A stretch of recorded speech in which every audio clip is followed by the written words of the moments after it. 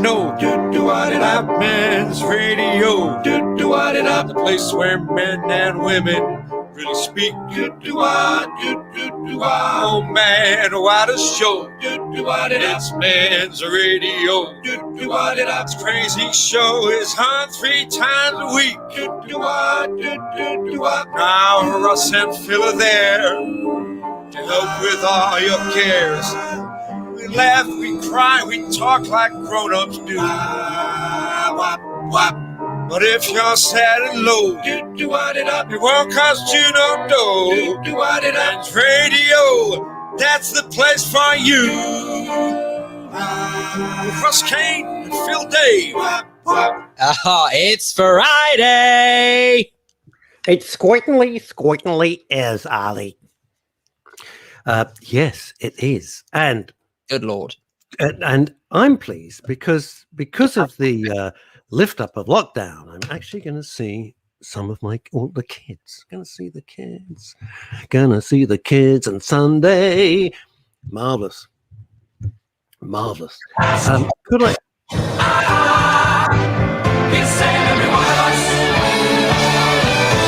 Barry J. Allen says, good morning, everyone. Good morning, everybody. Right, do you want to do the good mornings? Then we can say who we are and everything like that. And then what a superb sounding idea. Randy was the first post there when he says Russ's classic Gene Krupa drumming style. There you go. My mother, aka Linda Dave, says bonjour maman. And then she's so sophisticated, your mom, isn't she? Sophisticated woman, baby. Très bon. Paul Andrews says, happy Friday Vision Mixers. Thank you, Paul. Absolutely no idea what that means. Paul Claridge says, good morning, Groovy Gang. From a very Groovy Gang. That was from Fools and Horses. Do you remember when they went on the holiday and Rodney had to pretend to be young and be part because he'd won a prize and Del wanted the money? He went, Groovy Gang. And Rodney was getting more angry. Oh, yes. Oh, that was I'm part of the Groovy Gang. All right, Rodders? Absolutely hilarious. And then you also got Paul Claridge, who says that he's saying it's very windy in East Croydon. Yeah, not just East Croydon, Paulie. Ed Gross. It's like the scene from Twister outside. Ed Grossman said, oh, Twister was a fabulous movie. Well, it was good, wasn't it? Very good. Grossman says, happy Friday. Alexander Lichtenfels says, morning. Sue Sleep says, hi, guys. Hope you're feeling better, Russ. Getting there. Thanks, Sue. Appreciate it. I'm talking to your boy later today. Ramsey also says, by the way, it's windy in Wallingham too. Oh, say that again. That sounds really quite classy. It's windy in Wallingham. But he did say it's primarily because he had beans for breakfast. Michael Vernon. Fart gags. They never fail to amuse me, honest. It's quite puts the wind up here. Michael Vernon says, glad to see the medication is kicking in, Russ. I'll be honest. Thank you, Michael. Ed Grossman says it was a little bit more Buddy Rich. Well, interesting. I am trying traditional style as opposed to match grip, but I do vary it. I've been taking loads of online drumming lessons during lockdown, just online, especially the American ones, which are great. Crazy name, crazy gal. Eve Phantom says morning. And Emma Webb says, goodly morning. Feeling a bit Stanley Unwin inspired. Do you know, Em, I never found Stanley Unwin. I found him just infuriatingly annoying. Oh. I know people absolutely love Stanley Unwin. I thought, shut up, man. You're getting on my nerves. I think that was I think that was one of the reviews about this show. Oh, probably. I mean, we talk the same sort of rubbish that, well, we don't actually. I'm not going to demean it like that. And my cousin Francine Warner, handsome and Fran, please get Michael to take you to Specsavers. Come on, please.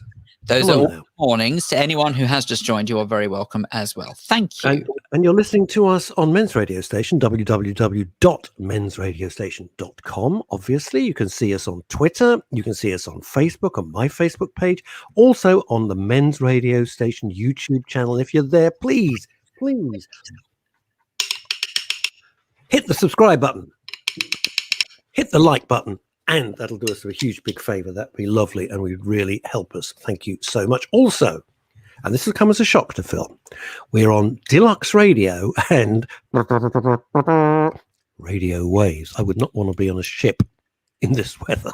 God, I couldn't think of anything much worse. Ed Gross, well, I think you may actually be a bot. Well, you've been possibly a bot. No, you've been called worse. I have been called worse. Yeah. Now then, I just want to say a few things, if I may, about Friends. And immediately you're thinking of the old TV series. Can't hear very well. Amanda, turn it up, love. 2:30. It's 2:30, dear. Use that trumpet. You are. You've all done very well. Thank you, Mr. Grace. Thank you, Mr. Grace. Do you remember? I used to love that. And I being served, and they have like the hottest, horniest nurse pushing this guy who was barely alive, who was young. That was the great gag. He was young Mr. Grace, which just kills me. He's young Mr. Grace. He's barely breathing with this fantastic statuesque nurse. Oh God. Happier time. Funny stuff. Third floor. What's funny is funny. You know? Third floor, men's underwear going down. It's interesting, though, that John Inman, who I worked with twice in Panto, who was just the loveliest, most professional, helpful, supportive guy, just charming, absolutely charming man. And, you know, he was such an overtly gay character, and yet nobody said anything at the time at all. They thought he was just flamboyant. It's interesting. Jules Silverman, a good morning to you. Steve Harris, good morning, you guys. Hello there. There is a sound issue, guys. Right. Okay. Glassy Amanda, she of the therapeutic community, says there is a There's a sound. Anybody else?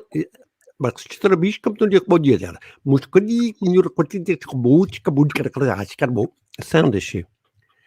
Uh-oh, E Phantom. I can hear perfectly well, Amanda and Ed.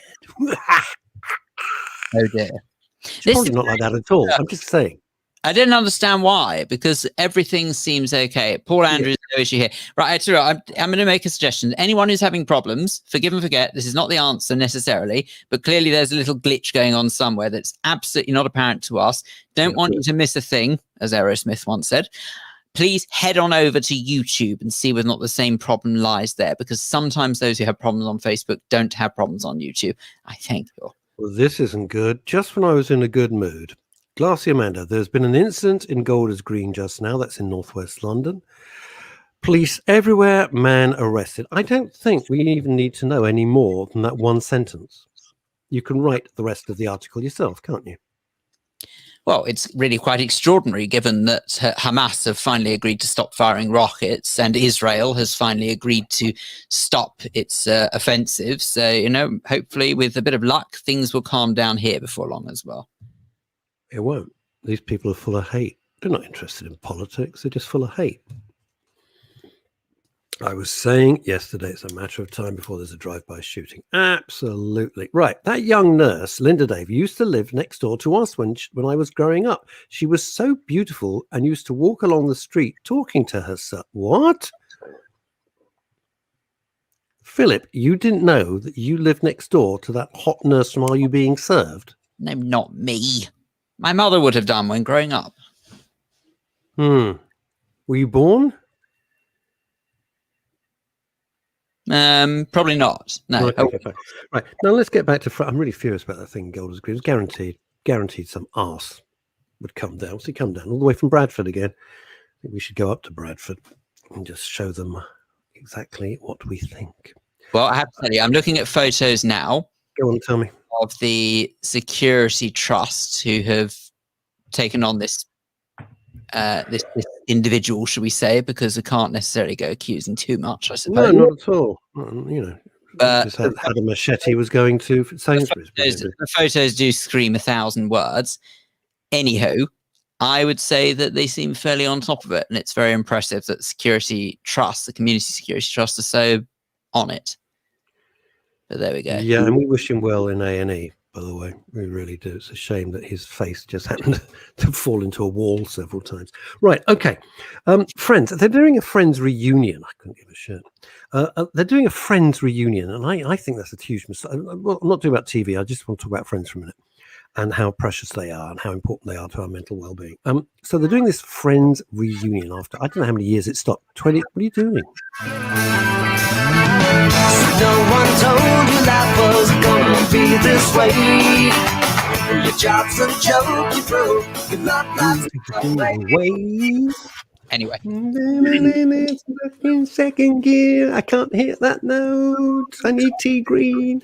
Okay, so I think it's a terrible mistake. a week, your month. Yeah, I'll be there for you when I go to the loo.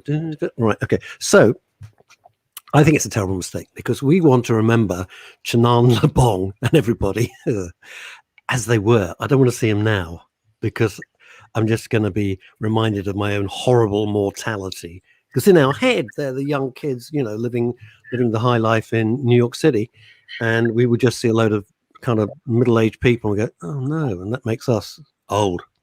Anyway, that's not good. So I think it's a bit of a mistake. I used to love Friends. Everyone's been very hypercritical of Friends. I thought Friends was hilarious. Every line was a zinger. I loved it. Anyhow, Hand on heart, never got it. Never understood you it. never got Friends. Just couldn't get it. Oh my God. Sorry. Never understood You it. serious? Yep. You serious with me? You never got Friends? How old were you when Friends was on? You about 8? Much to the horror of so many of my friends Yeah. who loved it. Yeah, I adored it. Didn't get it. I thought it was just hilarious. No. I loved all the characters apart from Phoebe Buffay, who I could have happily just throttled half the time. She was so bonkers and just annoying.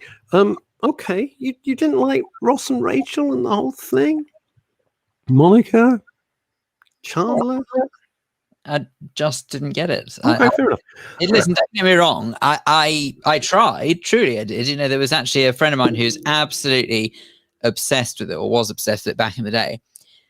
And he absolutely insisted. He said, "Right, I'm going to change your mind." He said, "Together, we are going to watch an episode of Friends. One of the funniest episodes, I think, of Friends." Hang on a minute. This is good. Michael Verby, who for some God knows reason is living in Leeds. Michael, why? Loathed it. I don't think we can be friends. I haven't seen you since you were 4. I think the last time I saw you were 4 years old or 6 years old. Frasier was, Frasier's brilliant. It doesn't have to be one or the other. You can love both. I love Frasier. Good night, Seattle. That was great. Frasier was good. Sound back. It was my error, says Glassy Amanda. Okay, thanks. Lisa James. Oh, for God's sake. What is it? What does this say? There was a group of men wearing balaclavas and using machetes against anyone in their way, outside a Catholic school in Cardiff. Then in Swansea, 200 thugs burnt cars and destroyed property. I give up. I love Friends. Chandler. This was in Swans. This was in Wales. What on earth? What is the matter with people? It's been stoked. It's just been stoked. It's been stoked by social media, and it's been stoked by the fascists like Corbyn and other people. It's just been stoked. They're nothing more than racist troublemakers, and that's all there is to it. Group of men wearing balaclavas and using... Phil, I've got a serious question. Then I want to go back to what I was saying. Where do people just get machetes from? You don't go on Amazon and say, "Oh, what do I want? I want a machete to chop people's heads." Where do you get this crap from? It's a very good question. I have to confess, I'm sure this has come as a massive shock. I've never actually tried to buy a machete, so I genuinely... That's the point. But what kind of prat, what kind of vicious thug, what kind of criminal, you know what kind. You know exactly what kind. Amazing, isn't it? It's absolutely amazing. They can just get their hands on any stuff they want. Machetes, for God's sake. I keep saying, if I could be armed, I would. I've crossed the Rubicon in that one, and I'm not going to shift. I really would. If I could be armed, I would. That's why sort of living in Texas seems really quite pleasant to me. I don't Nice weather. You've got 2 arms. What's the matter with you? No, I have two arms. Thank God, I have 2 arms. Now, talking about Friends, the reason was I didn't want to talk about the Friends TV show. I want to talk about the importance of Friends just for a sec. I had a phone call at the end of last week from a very old friend of mine, a guy called Keith Bishop. He's the king of PR. We've been good pals for at least 30 years, and he's a very special guy. He's known as the Bishop of Soho, or the Bish, or the Gripper. If you got a problem, I just phone Keith, and that problem disappears. Funny that. And when I say disappears, I use a term in its fullest context. Anyhow, he's a fantastic guy. And Keith phoned me up the end of last week, and he said, "How are you?" And I'm chatting away. And he says, "Have you heard?" I said, "No." I thought he was going to do the Peter Griffin. "Have you heard? The word, the bird." And he'd had a terrible, terrible accident. One of his main clients is Newcastle Football Club. He was helicoptered up there, and he's watching the game, and he slips on the stone steps because it was wet in this lovely May weather we're having, and he smashed his head and had to have huge cranial operation because of COVID. His wife Philippa and the kids couldn't be with him, so he was up in Newcastle. They gave him a 20% chance of living. He lost the power of speech, and if you know my mate Keith Bishop, that is like saying Phil lost the power of speech. You know, it's just something you couldn't possibly imagine. He couldn't remember anything. Eventually, bit by bit, it's all come back. Now, this was in February, March. And yesterday he and I had lunch, and I would say he is 95% back. And it was just wonderful to sit in Soho at the back of a little restaurant that we go to and have a lunch and just talk for a couple of hours. And it felt precious to me. It felt absolutely precious to me that somebody that I really care about, having been the 1 year anniversary of losing Francis, my guy in LA, my best friend, to spend time with someone who was so close to death. I'm not going to tell his story about his experience, his near-death experience. He's a very spiritual guy as well. Complicated fellow is Keith, but we wish him well. I'm so thrilled he's back. And just the importance of seeing someone.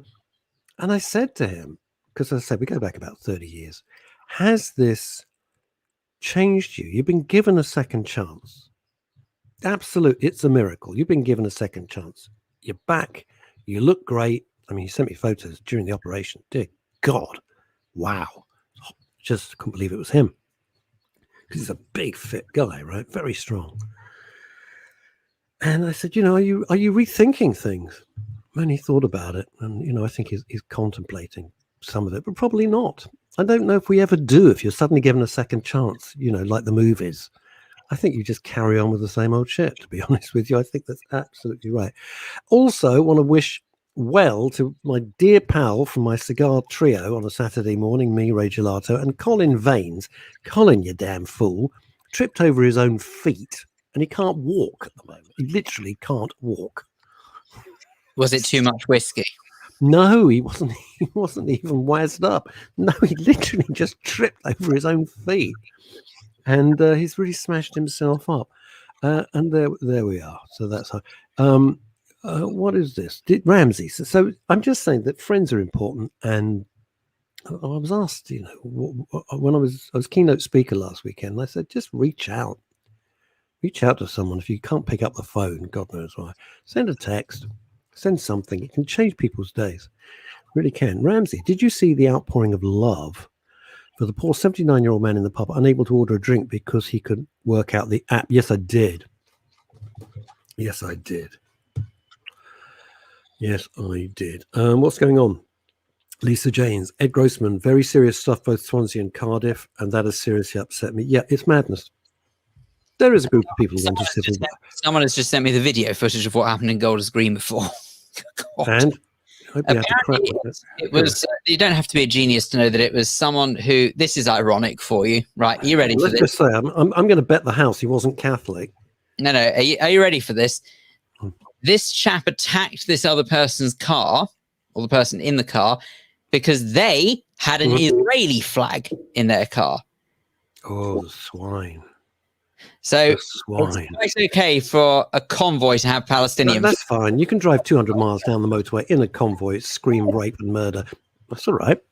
Now, look, can I say, by the way, I want to reassure, because there were some people on Wednesday who I think sort of thought there was a bit of fighting going on or something like that, in particular with Ramsey as well. And I want to say that Ramsey and I had a nice chat off air after the show. And one thing that I'm fairly sure that most people can agree with, no matter what side of the fence you're on, is they don't want to see any innocent civilians getting injured. And the news about the ceasefire, look, I think we all know it's only as good until the next wave of problems come along. But you know what? But you know what? It's the ceasefire all the same. And for that reason, I'm feeling much chirpier today. And I think that anyone who genuinely cares about the Middle East, who has friends and family over there, who are, again, like I said, whichever side as a proverbial fence one sits on, which I do have to say, I think is sort of quite narrow-minded. I don't think you can sit on one side or the other. But even so, to anyone who has family in that region who was worried, I think that there's got to be a huge sigh of relief knowing that for now it's calmed down. But it took over a week to do it. But still, well, they won't be happy here in Britain. The haters won't be happy. They don't want a solution. Somebody said to me the other day, "Oh, if only there was a solution." I said, "Yeah, it's easy. What their solution is, they want the eradication of an entire nation. The eradication. They want everybody exterminated. That's their solution. Call me crazy and old-fashioned. That's not actually a solution. That's genocide." Anyway. Anywho, screw them. That's what I say. There's no point trying to be nice. There's no point trying to be nice anymore. It's absolutely pointless. It's like trying to be nice to a rabid dog. What's the point? Elizabeth Green has joined us from New York City. Good morning, Elizabeth. Good morning. Ding, ding, ding, ding, ding. We do have, by the way, a very good show lined up today. Do we? Yeah, some great. Why am I leaving? We've got some great guests coming. We have fabulous guests from all over the world, as it happens. Not least of all, midday today. Yep. Can you believe we're only going to be joined by actual Glynis Barber? Glynis Barber, do you know how long it took me to get her on the show? Bloody ages. And dealing with her agent, who turned out to be very nice. For all intents and purposes, today, Russ, Kane, and Phil Dave will be known as... Yeah, go on. Dempsey and Maycollar. Hey! There we go. From me, Maycollar. And we're also at 1 o'clock. Dean Aslett will be joining us. Now, Dean, by the way, he's going to be talking to us about a number of things, really, but he's an expert in client retention, I think they call it, and customer service. And it's curious, actually. I'm really pleased that we're going to speak to him, because I can't count the number of times when I sort of walk away from, say, bad customer service, how grumpy it makes me, and it's awful. And in some weird way, it actually makes me quite upset. Yeah, I know. It just drives you crazy. For any old way. So it's interesting you say that, Phil, because back in the day when I used to write hundreds and hundreds of corporate video scripts, and I wrote all the customer service for what was then Dixon's and Vauxhall Cars and all of those things. They were huge projects. And, you do all that work and you think, did you ever watch the training films? Did you? And the reason is they get paid peanuts. They have a huge turnover of staff, and the staff don't give a good goddamn. That's the truth of it. That's why I love Ma and Pa type shops when it's their shop and you go in and you get, that lovely service. Phil, it's so true what you say for mental health. It can put you in a worse mood, and it's not your fault. You've gone in to pay people money for a product or a service. That's what I think I was going to say. That's what makes it worse, is you're handing over your hard-earned money. That's the nub of it.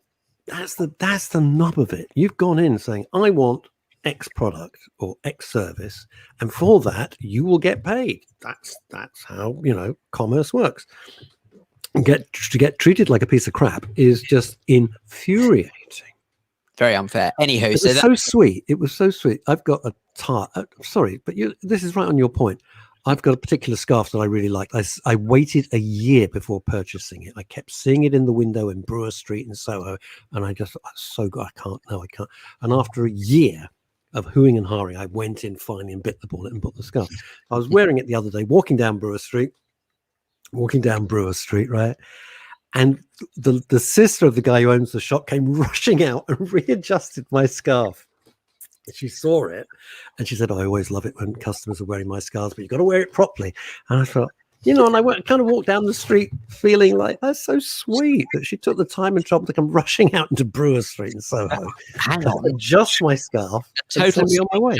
A total stranger came within close proximity of you. You must have freaked.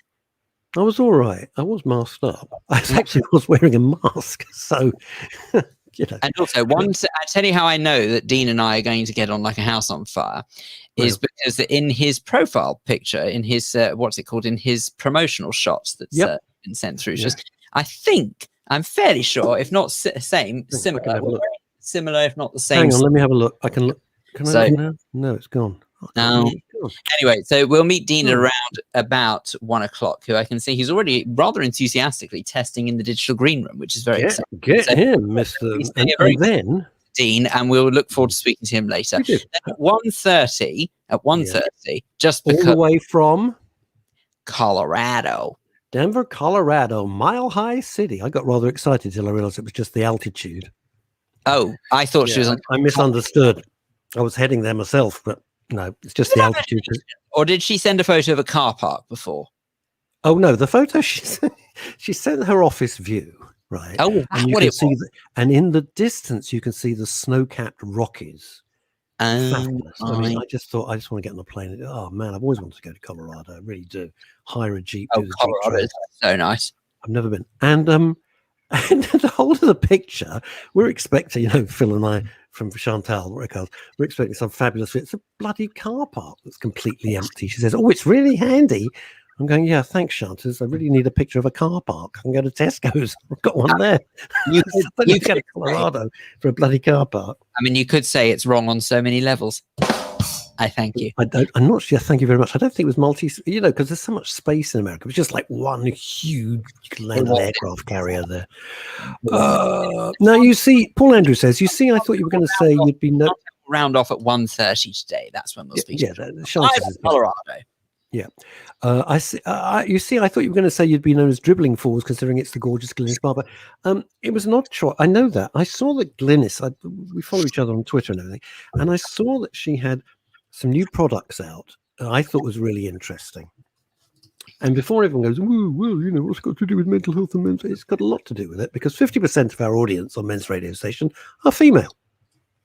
It's a happy chance, and I'm delighted. 50% are. So, and she's got something which is going to be of interest to you.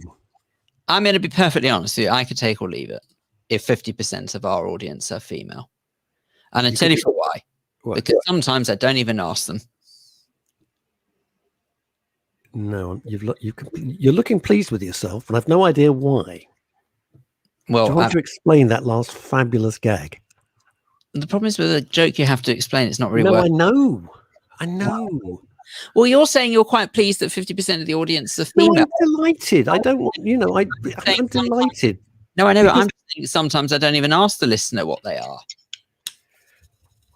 The original, because when we said we had Men's Radio, then people, some of the default position, because everyone loves, just got to take offense at like, the wind's blowing. I'm going to take offense. It's somebody's fault. No, it's the bloody wind blowing, you idiot. Shut up. And they said, oh, Men's Radio. What about women? I said, oh, well, funnily enough, women's radio station was started a year earlier, which shuts them up straight away. Shuts them up. They got nowhere to go, right? Because they were going, oh, it's something about men. Well, no, it was never about that. So to my delight, everybody joined in. I wanted it to be inclusive, but I didn't expect it to be, but it's a lovely thing. She was great in The Graduate, says Paul. No, that wasn't Glenn. What do you mean she was great in The Graduate? Was that a stage version? Because that was Anne. Come on, Russie. Oh, I nearly got confused there. I was just about to say, wasn't that Julie Walters? And I realised that was Educating Rita, not The Graduate. On stage. Ah, right. Thank you very much. On stage. Yes, she would have been fantastic. Ooh. because that was Mrs. Mel Brooks. Anne Bank, thank you, Eve Phantom. And Bancroft, thank you. My mind went completely blank.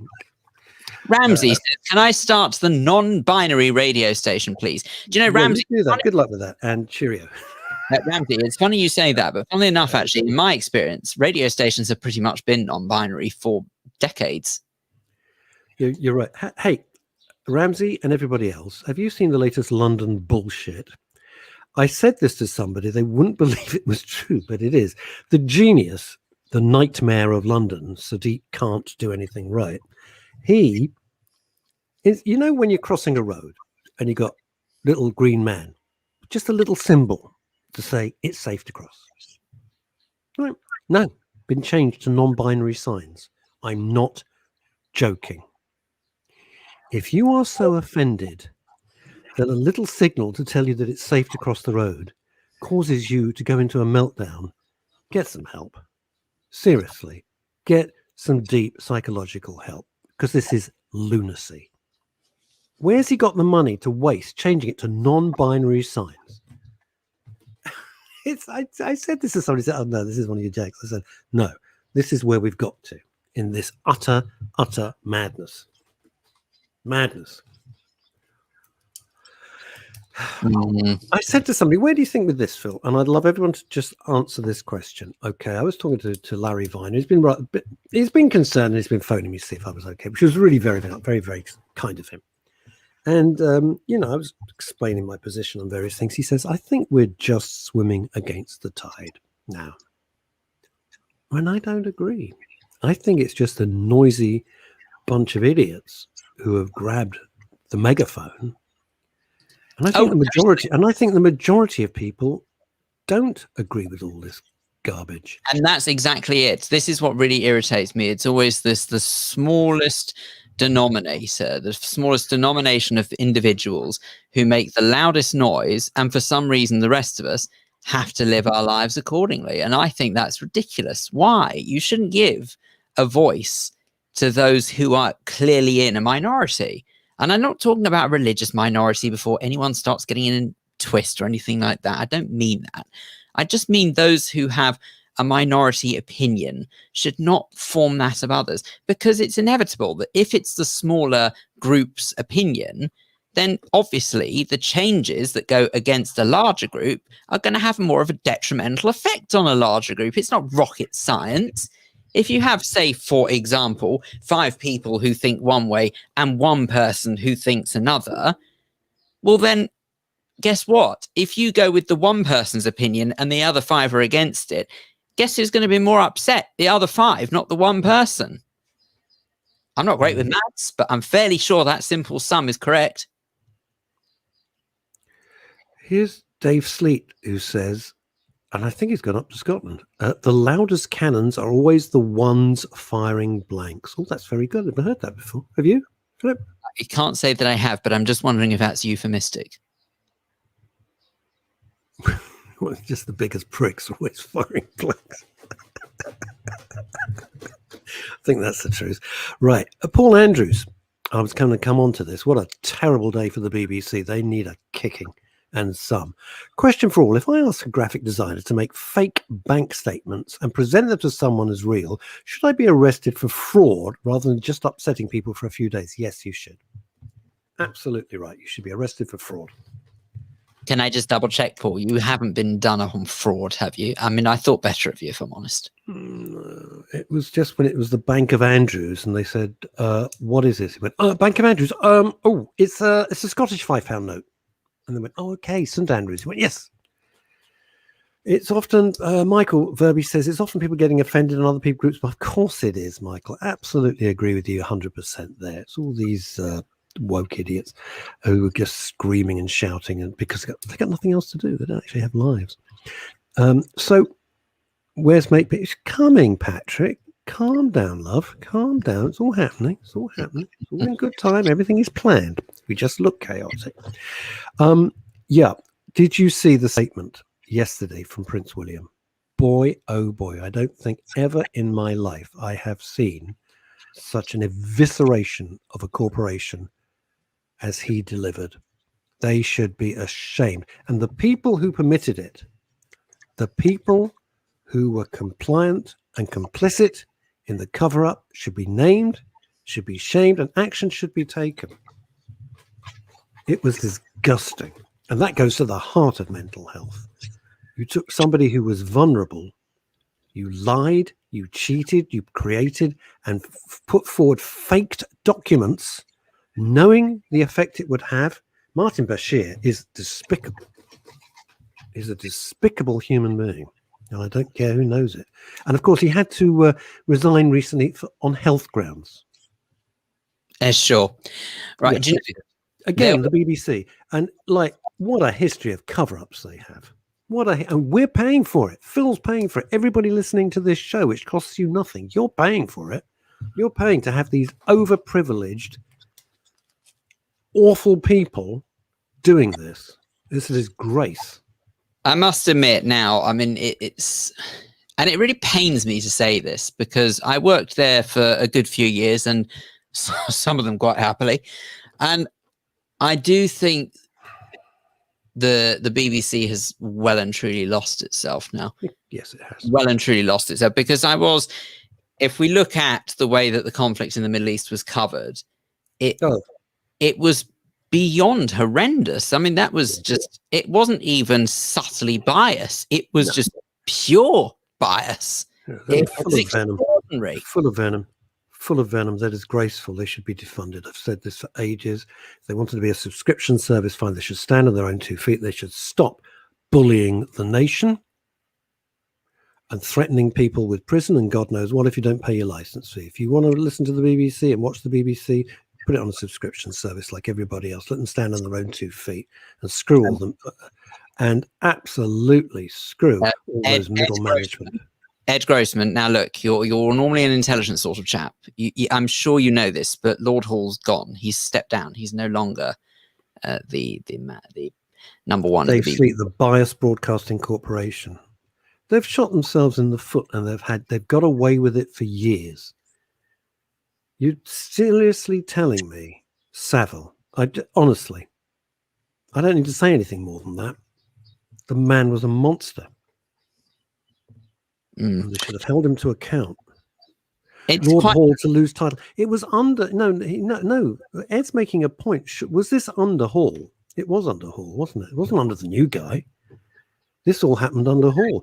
And here's another fantastic. Hang on. Sorry. If you're talking 1995, that would have been before Lord Hall's time as director. Who was it then? Do we know? Oh, crumbs. I can't remember either. Maybe you'd like to look at it. Before Lord Hall, there was George Entwistle, who was the shortest lived Director General. Wasn't he the bass player with the Who? He was in the job for 6 months, I think. And before him was a chap called, is it Mark someone? Was it Mark Ormond, Tainted Love? No, hang on a sec. I do have to look this up. Hang on. Right. Okay. Hall did. This is the point Paul Andrews is saying, Phil. Hall did the BBC internal inquiry. I see. That makes more sense. Well, that was that's a bit like Sam the Sham's investigation into anti-Semitism in the Labour Party. What a pile of shit. And then she got elevated to the Lords. She's another piece of work. Right. All broadcasting companies cover up bad behaviour. Oh, there you go. Mark Thompson. That was it. Mark Thompson before that. Right. Level 42. Right. So in that case, the person, right. So the Director General at the time of that interview in 1995 was John Burt. That was it. Oh, God. What a virtue signaling twat. Now, there's some interesting points here. Hang on. Let's just go up the lovely comments because somebody said Martin Bashir, the crook, only resigned last week and the BBC paid for his lawyers during this inquiry. Look after your own boys, why don't you? I'm not even going to go into the minefield of why they protected him. But a brilliant comedian called Andrew Lawrence, you can look up on YouTube. I follow. He does all these different characters. He does videos. There's all these different characters ranging from yobbos on the... I can't use the names he calls them because even I won't use that language. But they're very, very funny. And he did a statement yesterday from the BBC explaining why they looked after Martin Bashir. I'll leave it there. I think you can join the dots, gang. And as I said, Bashir should be in prison, says Ed Grossman. Police are now involved. Abso-blooming-lutely. But nothing's going to, you know what? Nothing will happen. Nothing will happen. Hey, but park on a single yellow line, no, but the problem stray is into a bus lane, the world ends. Can I tell you? You know what the biggest problem is, though. You know what the biggest problem is that there are no consequences. There's literally no consequences for their actions. Because even if they were to say fine the BBC, well, that's taxpayers' money anyway. Yeah, it's our money. It's our money. It's our money. They take away Lord Hall's title. They're egomaniacs. These people. They'd love it. Yeah, you know, there's no consequences. Yeah, look at Corbyn. He can do. They can do what they like. They can do what they like. Ed Grossman's getting very excitable again. Why? What's going on? Hall was there, Phil! Exclamation mark! Exclamation mark! Exclamation mark! Exclamation mark! Ed, I don't deny. If he did the inquiry, I don't. culpable. Yeah, I don't deny. He was culpable. He was culpable. Anyway, well done, Prince William, and well done for getting in before your ghastly brother.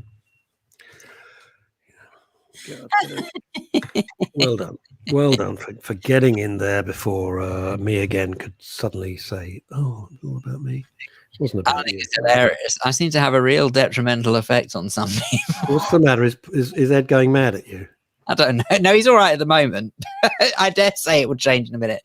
Oh dear. Right now, Sue Sleet says someone's upset with you. I love it. I don't know. No, there's a shock because that never happens, does it? Sue Sleet, misrepresentation of the statements. It's hilarious. I mean, it's honestly James Max, who I sort of work with on another radio station. He he and I travel into work together in the mornings, and he's sort of got this running joke as to say how long it would take for me to either be annoyed with or someone be annoyed by me driving in on the roads, because apparently I get dreadful road rage. I don't think I do, but apparently I do. So, which is rich coming from some people, by the way. But anyway, anyway, Sue Sleet says the misrepresentation of the statements cannot be prosecuted due to the fact that it took place 20 years ago, so out of time frame. Oh, what? It's out of. Yeah, but hang on a second. But I'm not sure about that. Sue, I don't mean to sort of question, but look at all the stuff that happened with Savile. That happened years ago. And then he had the temerity to die. Yeah, well, quite. I'm being serious. He never saw a moment of justice, and all those people who were disbelieved because he was a cash cow for the BBC, and also because he bullied and blackmailed the charities. Ed says, Phil, I meant he worked there then. I think he was a record plugger before then. Get out. Are you serious, Ed? Hang on, but I never said he wasn't there. I said he wasn't Director General at the time. That's all I said. I don't know what Tony Hall's career is. I know he works in theatre at one stage as well. Wasn't he with Lenny the Lion? Oh, that was Terry Hall. Russ says, Emma Webb. Russ, are you intending on being Roger Taylor's stand-in when he wants to day off from Queen gigs, the way you move the drumsticks? No, that would be Roger Taylor's a jolly good drummer. Very good. There's some fantastic drum cams. When they do concerts, as you know, there's cameras locked on each member of the band, and then they mix it. Somebody like a genius like Phil comes along, and that's the images that you see on the huge screens. But if you just watch the drum cam when everything else is isolated, as they say, and you watch Roger Taylor do some of the stuff, he is absolutely good. He's really, really good. Paul Andrews, that's the problem. No consequences. Hence my original question. No one is talking arrests. And if I presented fake bank statements, I'd be arrested, I'm sure. Well, here's the thing, right? I hired a little van and drove through the Rotherhithe Tunnel. I can't see any sign there that you can't drive a van through the Rotherhithe Tunnel. The van was no bigger than a Range Rover. I'm not talking about a Pantechnicon, not a 16-wheeler. It's just a little van to try and help the kids out, right? Moving a desk or something. I don't know what it was. All right, okay. And they started chasing me for the fine. And it's like, there's not even a sign. I can't see any sign at the Rotherhithe Tunnel. You can't drive it. But no, would they go away? Stray into a bus lane. Will they go away? Do a parking thing. Will they go away? Of course not. Because we're little helpless people. Paul Claridge. Do you want to read this out? No, you're doing something. All right, you carry on, because I can see you've got your concentrating face on. Either that or you're constipated. Bashir and the BBC, says Paul Claridge, halfway up a ladder in East Croydon, have behaved abysmally throughout this torrid affair. Bashir committed or was influential in criminal acts. I agree, sorry. With the creation of fake bank statements. His actions possibly created further... No, his actions did, Paul, did create further mental stress for Diana. That's what they were designed to do. Whether she'd still be here now, if she knew the truth back then, who knows? That was what Prince William was saying. Bashir should hang his head in shame. These people never do. They're arrogant bastards. They never have. They have no sense of shame. They have no sense of shame. They have no moral compass, and yet they pretend to be wonderful and morally righteous. They're not. They're shit. Now, Lord, today, well, quite. Now, listen, today, it looks like... Yeah, come on. This is important stuff. Dempsey and Mate Collar. I was going to say, for today's Holowatch... Holowatch. It's what, sorry? Yes, it's got a sort of like a sort of fastidious... I think we should do... We're going to do Holowatch. We've got to do a David Attenborough. Not fastidious, what's it called? In the kitchen. We've been waiting for the hollers to hatch. There we go. And there they are. Here's There's Holler the today. mother holler and the baby holler. So baby Holler their little today. nest. Hang on a second. Right, the size of that. I know. I'm not entirely. Oh, gracious! What the hell have you? What are you expecting? Giant haystacks around or something? I don't know what happened. It's been dead for you. Bro. But why is this? I'm not being rude, but why have you created something for Desperate Dan there? What's missing his cow horns sticking out? But no, I don't understand what happened. What do you mean you don't understand? You're in charge. No, but what are you working for the BBC? I don't know what happened there. You were in charge of the interview. Well, I don't know. Was I? No, I was too busy in the Groucho Club, drinking with my friends, taking drugs. What? Wow. Well, it looks great. What have you got on top for the uninitiated? Are they sesame seeds? No, today is poppy seeds. Poppy seeds. It's heroin. He just sprinkles heroin on the top That's of a it. poppy seed Drug addict. Anyway, looks here's the great. test. Come on, can we do the tear test now? Well, I tell you what we'll do. I'll be honest, I love this bit. It's great. What we'll do is we'll do the tear test upstairs. The only radio show because where you get live making of Holler. We need to let it cool down. They'll be hating this in Bradford. Good. Go screw yourself. Oh, that looks great. Ooh, hey, Bradford, take a look. Holler. I think we should just post loads of hollers up to Bradford and say, eat this and choke. Oh, there we go. Boy, you don't choke on my holler. Thank you very much. Well, they would because I don't know what it is. Well, this is true. It's Jew bread. Savile was Jew bread. Susie, Savile was different law which allows for past. It's what do they call? What do they call it when the oh come on, what's the legal phrase? The legal phrase for when things are no longer active. Come on. God, not time period. There's a proper legal phrase. Statutory rights. No, come on, gang. You're lawyers out there. There's loads of lawyers out there. Come on, Edward. There are. I can't think. Yeah, statute. No statute of limitations. Thank you. I just needed to see the word statute. Statute of limitations. Thanks, Paul Andrews. As soon as I saw the word statute, I was away. There's no statute of limitations there. And to finish the point being made up there was made it. I'm going to have to get this in. Right, just hang on a sec, gang. Come on, work, you stupid thing. Oh, Russ has lost his mouse. Yeah. Da da da da da da da da da da da da da da da da.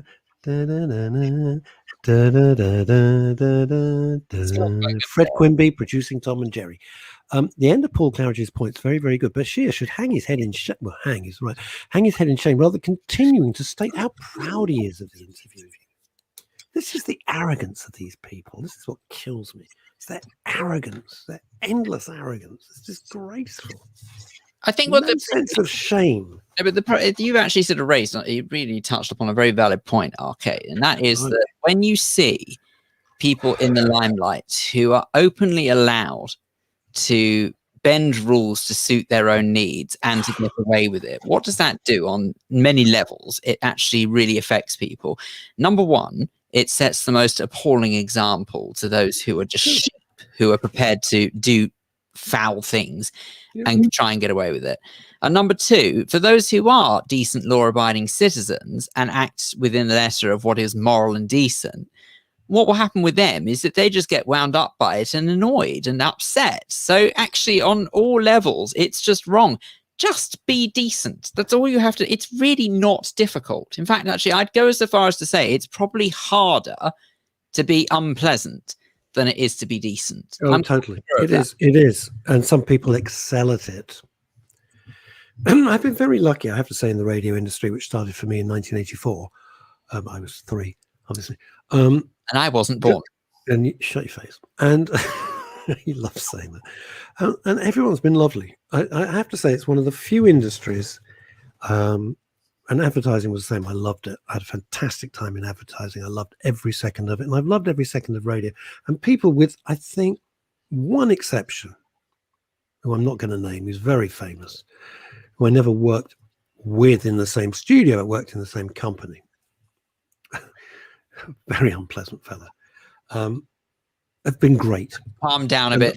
And the friends that I've made have been lifelong friends. It's been, it's very, very nice. I found it absolutely lovely. So it's annoying when this thing. Martin Allen, I may not make friends by saying this, that people like Savile should be dealt with by those that. I'll read it out with some trepidation. Okay, Martin, I'll read this out. I may not make friends by saying this, that people like Savile should be dealt with by those they have hurt, by those they have betrayed. They will never offend again. Sorry, guys, just my view. Well, if we lose, Martin, I understand your sentiments. And as an individual, I feel a lot of sympathy for those sentiments. However, if we lose the rule of law, we have absolute anarchy. And if we have anarchy, chaos ensues. And we can't do that. We can't do that. There has to be a proper legal procedure. You have to be innocent until proved guilty. There should be a full due legal process. You can't just say, here's somebody, what do you think? Throw him to a mob.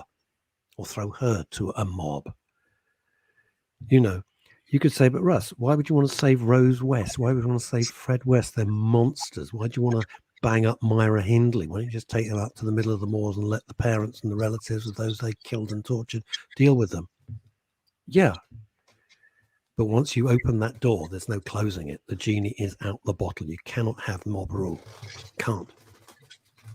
But as I've said, and I certainly said last week, and I'm saying again this week, if the police don't act, and if the police don't act in an appropriate manner, and appalling behavior like that convoy is allowed to go unpunished, nature abhors a vacuum, and direct action will be taken.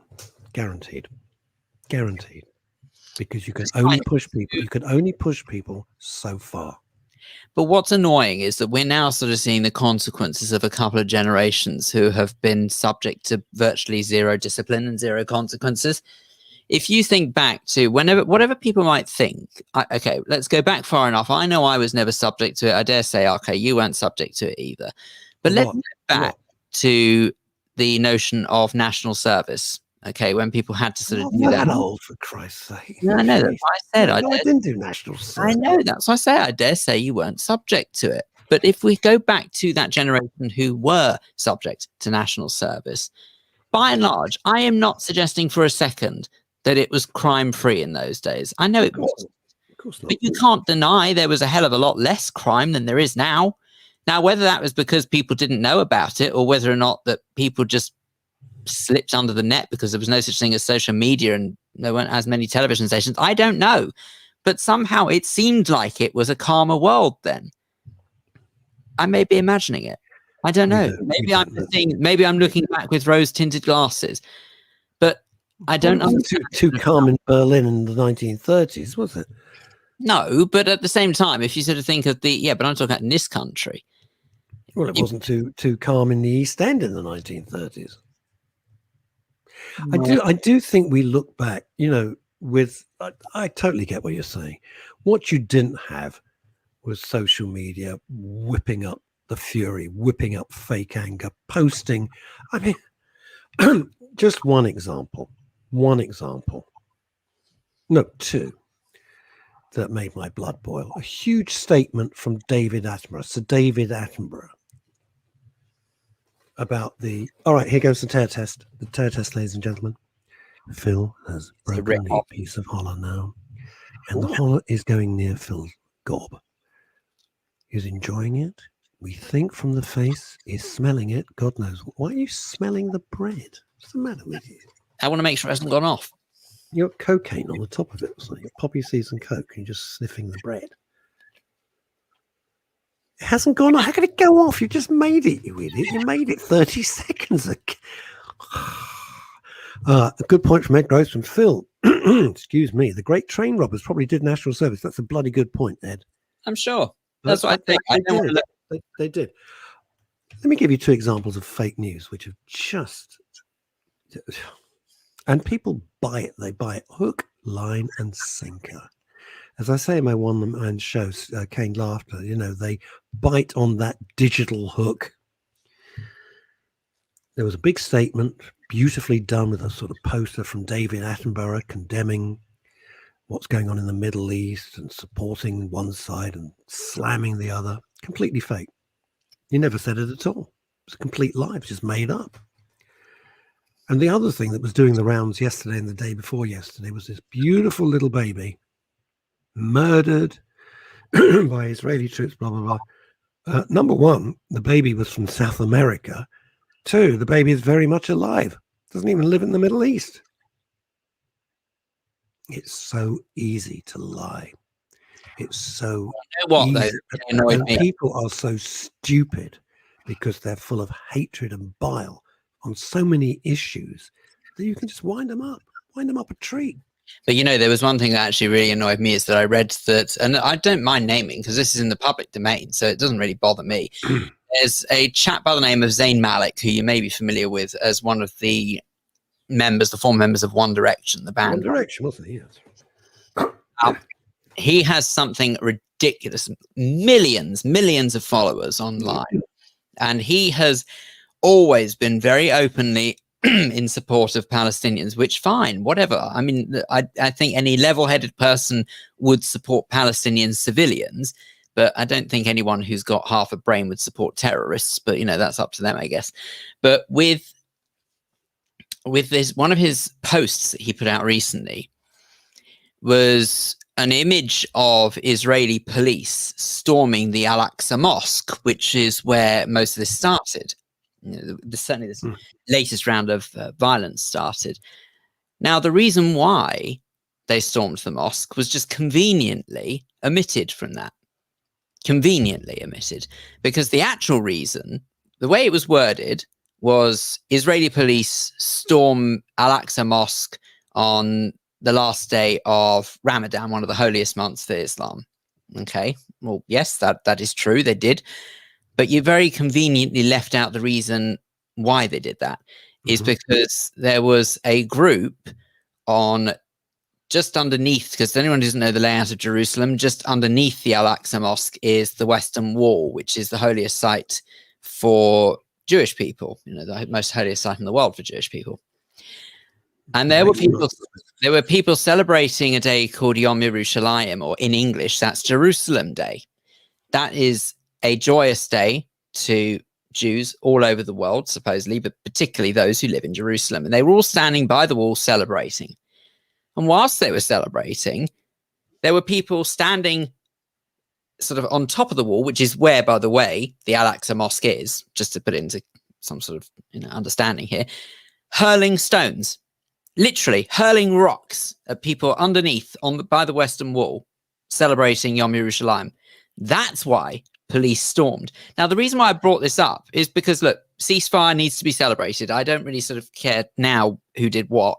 If there's peace, that's all that anyone wants.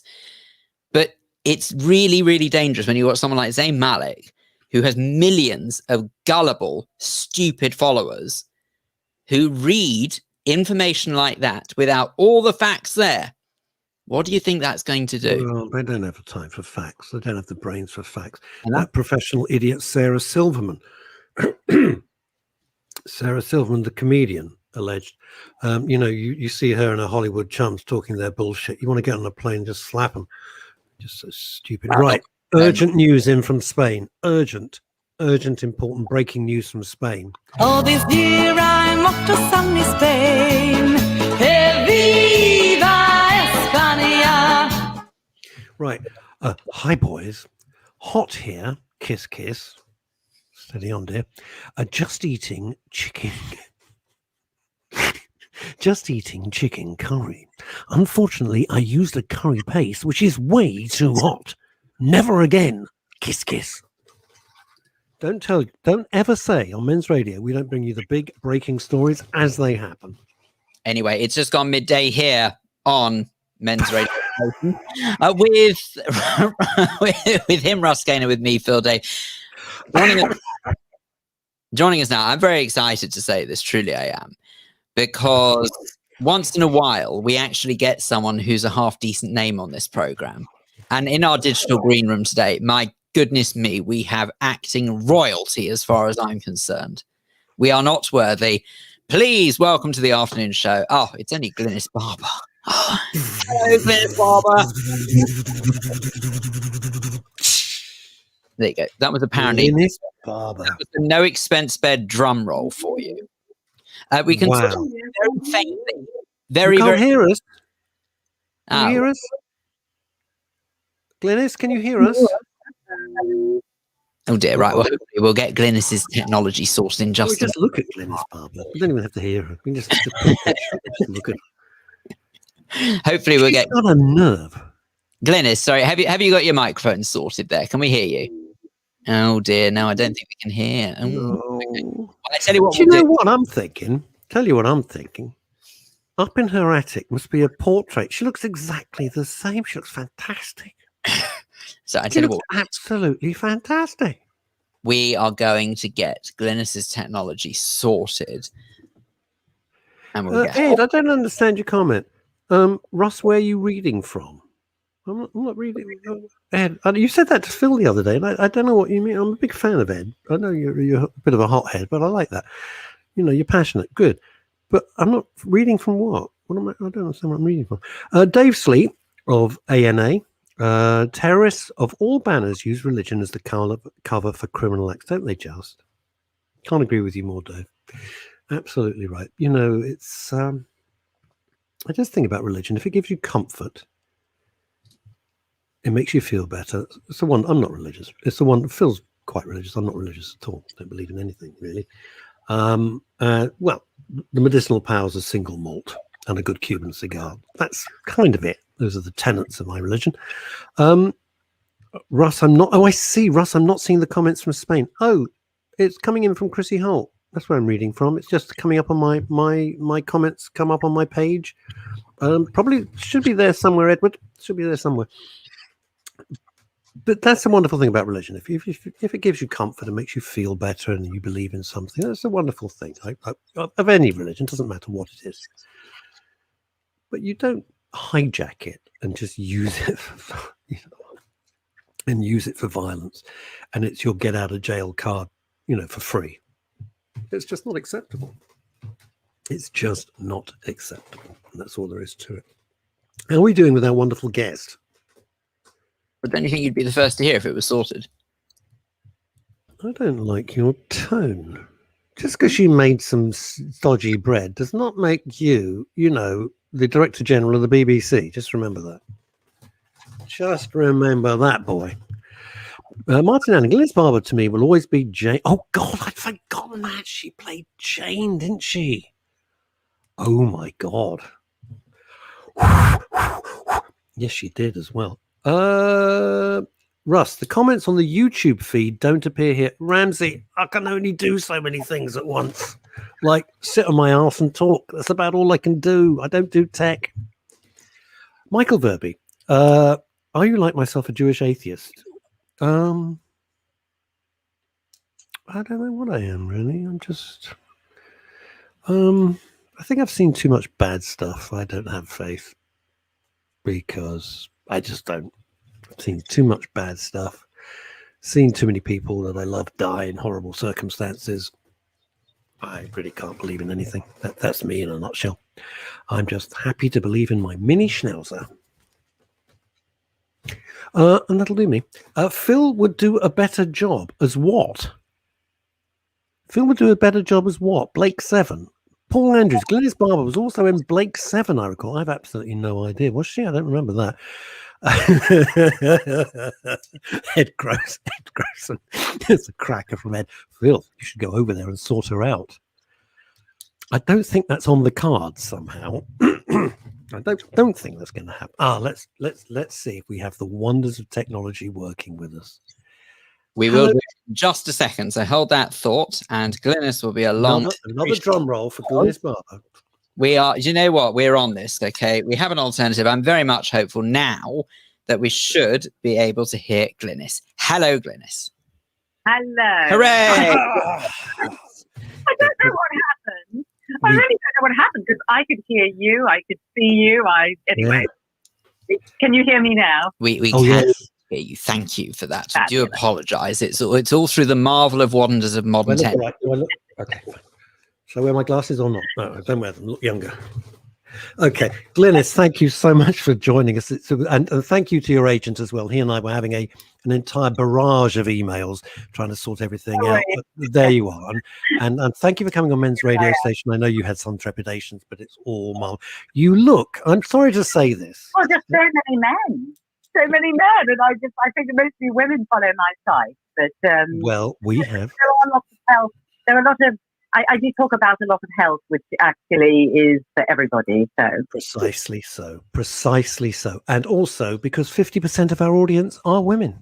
So there you go. Absolutely right. I don't know if I'm allowed to say this in 2021 without ending up on the front page of the Sun newspaper and in prison. You look fantastic. You look exactly the same as everybody remembers Glynis Barber. You look extraordinary. Well, not quite, because as we all age, I think memories age as well. So, but yeah, I mean that is the whole focus of my ageless site. Precisely is about we have choices as we age, and obviously I'm aging as we all are. And so it's quite important to me because health is very important. And I think people think, oh, well, that's it. You get older and you become sick and, you look awful and it's all quite depressing. And I'm here to offer the alternative. Excellent. That's why when I saw that you'd done this, I thought we are going to get Glynis Barber on the show. Tell us all about what you're doing, because I think it's jolly good. Well, a few years ago, actually, I started a website called Ageless by Glynis Barber for that very reason. And it actually happened. I'd gone on Twitter because I'd recently come out of EastEnders, and I released a yoga DVD, which I actually called an anti-aging yoga DVD, which I wouldn't call now because I don't like the term anti-aging anymore. And the reason I started the website is because when I joined Twitter to promote this yoga DVD, people kept asking me, well, what are you doing? What's your secret? And blah, blah, blah. So I found I spent a lot of time on Twitter saying, well, what I do is I use this makeup, I take these supplements, I do this and I do that. And then I thought, you know what, I may as well start a little blog or a little website or something. And that's because people seem genuinely interested. And that's why I started it. And so I've been doing that for a few years. And I love it because I write articles and I research health and fitness and that kind of thing, which I am genuinely interested in. And but just recently, I've sort of expanded it. So I've put Ageless onto Instagram, giving little tips every day, or posting some articles. And I also have now launched an Ageless YouTube channel. And I don't really know what took me so long to do it because it completely lends itself to it. It's so nice being able to do a visual and to interview people in the flesh rather than just writing about it. There's one thing about all of this that strikes me, and I can't stand, I don't know about you, Glynis, but I absolutely can't stand the way that, I'm sorry, I'm going to use the dreaded S word again, Russ, but society has such a ghastly attitude towards aging. or getting older. Exactly. Yes, I understand, precisely. and I tell you, it's sorry, and I'm really, really sorry to name and shame you like this, RK, but the number of times that you've said to me, do me a favor, don't ever get old. It's a terrible, terrible attitude. You can't help getting old. We have to get old. I know we can't help it, but it doesn't have anything great about it. Phil, I want to say something about that. We all get older. There's nothing we can do about that. But getting old is a choice. Ooh, get you, Glynis Barber. Older is different to getting old. And and what does it mean, getting old? It's a mentality. And I honestly think that aging is a lot to do with the mentality. And, I see this with people. And funnily enough, in a way, I think it affects men quite a lot. Because I think men get a very mental image of what being old is. And then they spend all their time going, reminiscing. Do you remember in the 1970s? Do you remember blah, blah, blah, blah, blah? And you think, well, what about the here and now? I mean, I say this to my husband all the time. I go, I don't want to talk about the 70s. I mean, it's okay. You can mention them occasionally, but we're right now in the moment, living, making memories. And if you're always thinking back to the past and reminiscing, even though, I mean, that has a place and one can certainly do it sometimes, but a lot of people tend to start doing it all the time, as if their life now and that the present has no meaning. Two things. One, we're not having as much fun. We had more fun. But and the other thing is this, Glynis. Sometimes people say to me, and they think they're insulting me, you're very childish, aren't you? And I take that as the greatest compliment. I go, yeah, I'm a certain age, and I still have a childish curiosity about everything. So when they think they're insulting me, I just think they're paying me a compliment. I think curiosity is good, and I think playfulness is good. Immaturity, on the other hand, is a whole different ballgame. No. I'm not saying immature. Hardly was what I get. Hardly is the way I live my life. I don't know you well enough, but I'm just saying there is a fine difference, I think. There is a subtle difference, but having a childish curiosity, which I do for everything, and I always think, I wonder what's around the next corner. That's what intrigues me. I wonder how far we can push this. That intrigues me, etc. So I think what you're saying about being mentally young is absolutely correct. Couldn't agree with you more. Because we've all known, Glynis, people who are middle-aged when they're young. You think, Christ, this is the most boring guy, whatever. But actually, don't you think aging has totally changed anyway? If you think about sort of years ago, I'm just trying to think back to my late grandmothers, my late grandmothers, they died when I was 15, they were 88. So there's a massive age gap between my family. And I'm just trying to think of sort of when they were the age, or roughly the age, that my parents are now. There was such a vast difference between the way they behaved, the way they dressed, the way they acted. I just think the aging process mentally has changed quite dramatically anyway. We're all sort of, I think, despite actually sort of living longer physically for health reasons, I actually think that mentally we're living longer as well. Well, it's absolutely true. I mean, it's, over the last, 50 years, I mean, people are living longer. I mean, I wonder, and I suppose they are having a better quality of life, although the one thing that hasn't changed, I mean, people are living longer, but people are still getting very sick. And, there's still a lot of disease and, a lot of things have actually got worse, which is strange. But that's where lifestyle comes into it, because I think a lot of people think, well, as I get older, I'm going to start looking awful. I'm going to start getting ill, and they expect their quality of life to deteriorate, and that's a really strong focus on my side, because genetics only plays about 25%.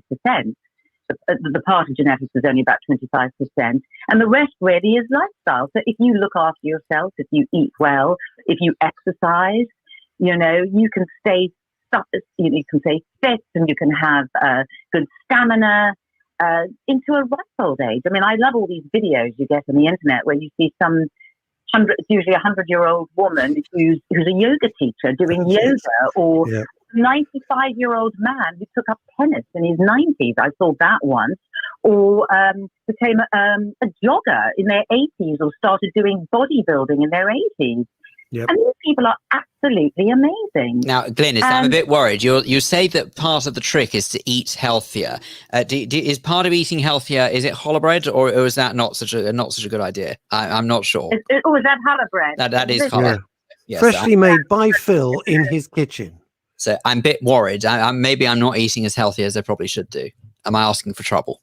Well, it's all about moderation, isn't it? I mean, I try and eat healthily, but I also enjoy breaking the rules a lot, because I also think pleasure is a very important thing to have in life. And, it's hard to beat bread. I love bread. I do try and avoid it. But sometimes I have it, because you've just got to, haven't you? I mean, life without any bread at all would just be completely boring. And miserable. What does a daily routine look like for you? What does a daily routine look like? So, okay, I usually will start the day with some form of exercise, and that's probably the one healthy thing I've done throughout my entire life.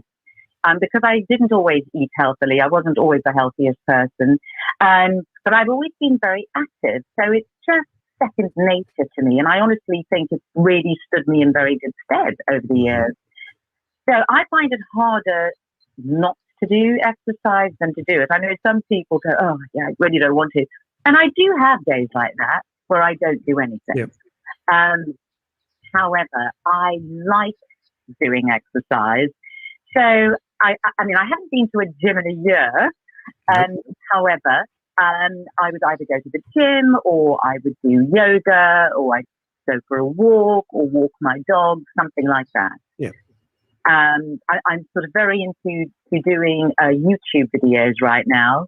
So I'm not sure I'll get back to the gym, because it's so convenient at home. Just, you're finding all these great classes and bought some weights and stuff. Yeah. So I've done one this morning already. I've been doing my yoga classes by Zoom as well, and I'm finding that really convenient. So Yeah. I do really. So that's what I do. Now, and then I'll often. Sorry, no, Yeah. I'm so sorry. No, carry on. I do apologize. I didn't mean to interrupt. What I was going to say, and what I tend to do is I do a bit of intermittent fasting, which sounds really hard, but it isn't. So you just don't have your.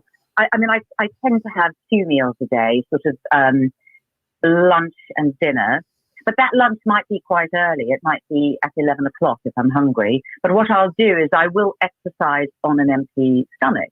And if you just miss breakfast, and it's really good to exercise on an empty stomach. And if you do that, you're intermittent fasting, and which is one of the healthiest things that you can do. It's very interesting you say that, Glynis, because I've had a personal trainer now for about a year, and like you say, you think, oh, I just can't do this. And when I'm in the middle of it, I'm absolutely blooming loving. All done on remotely, of course, because she's up in Cheshire, and Gail Nichols.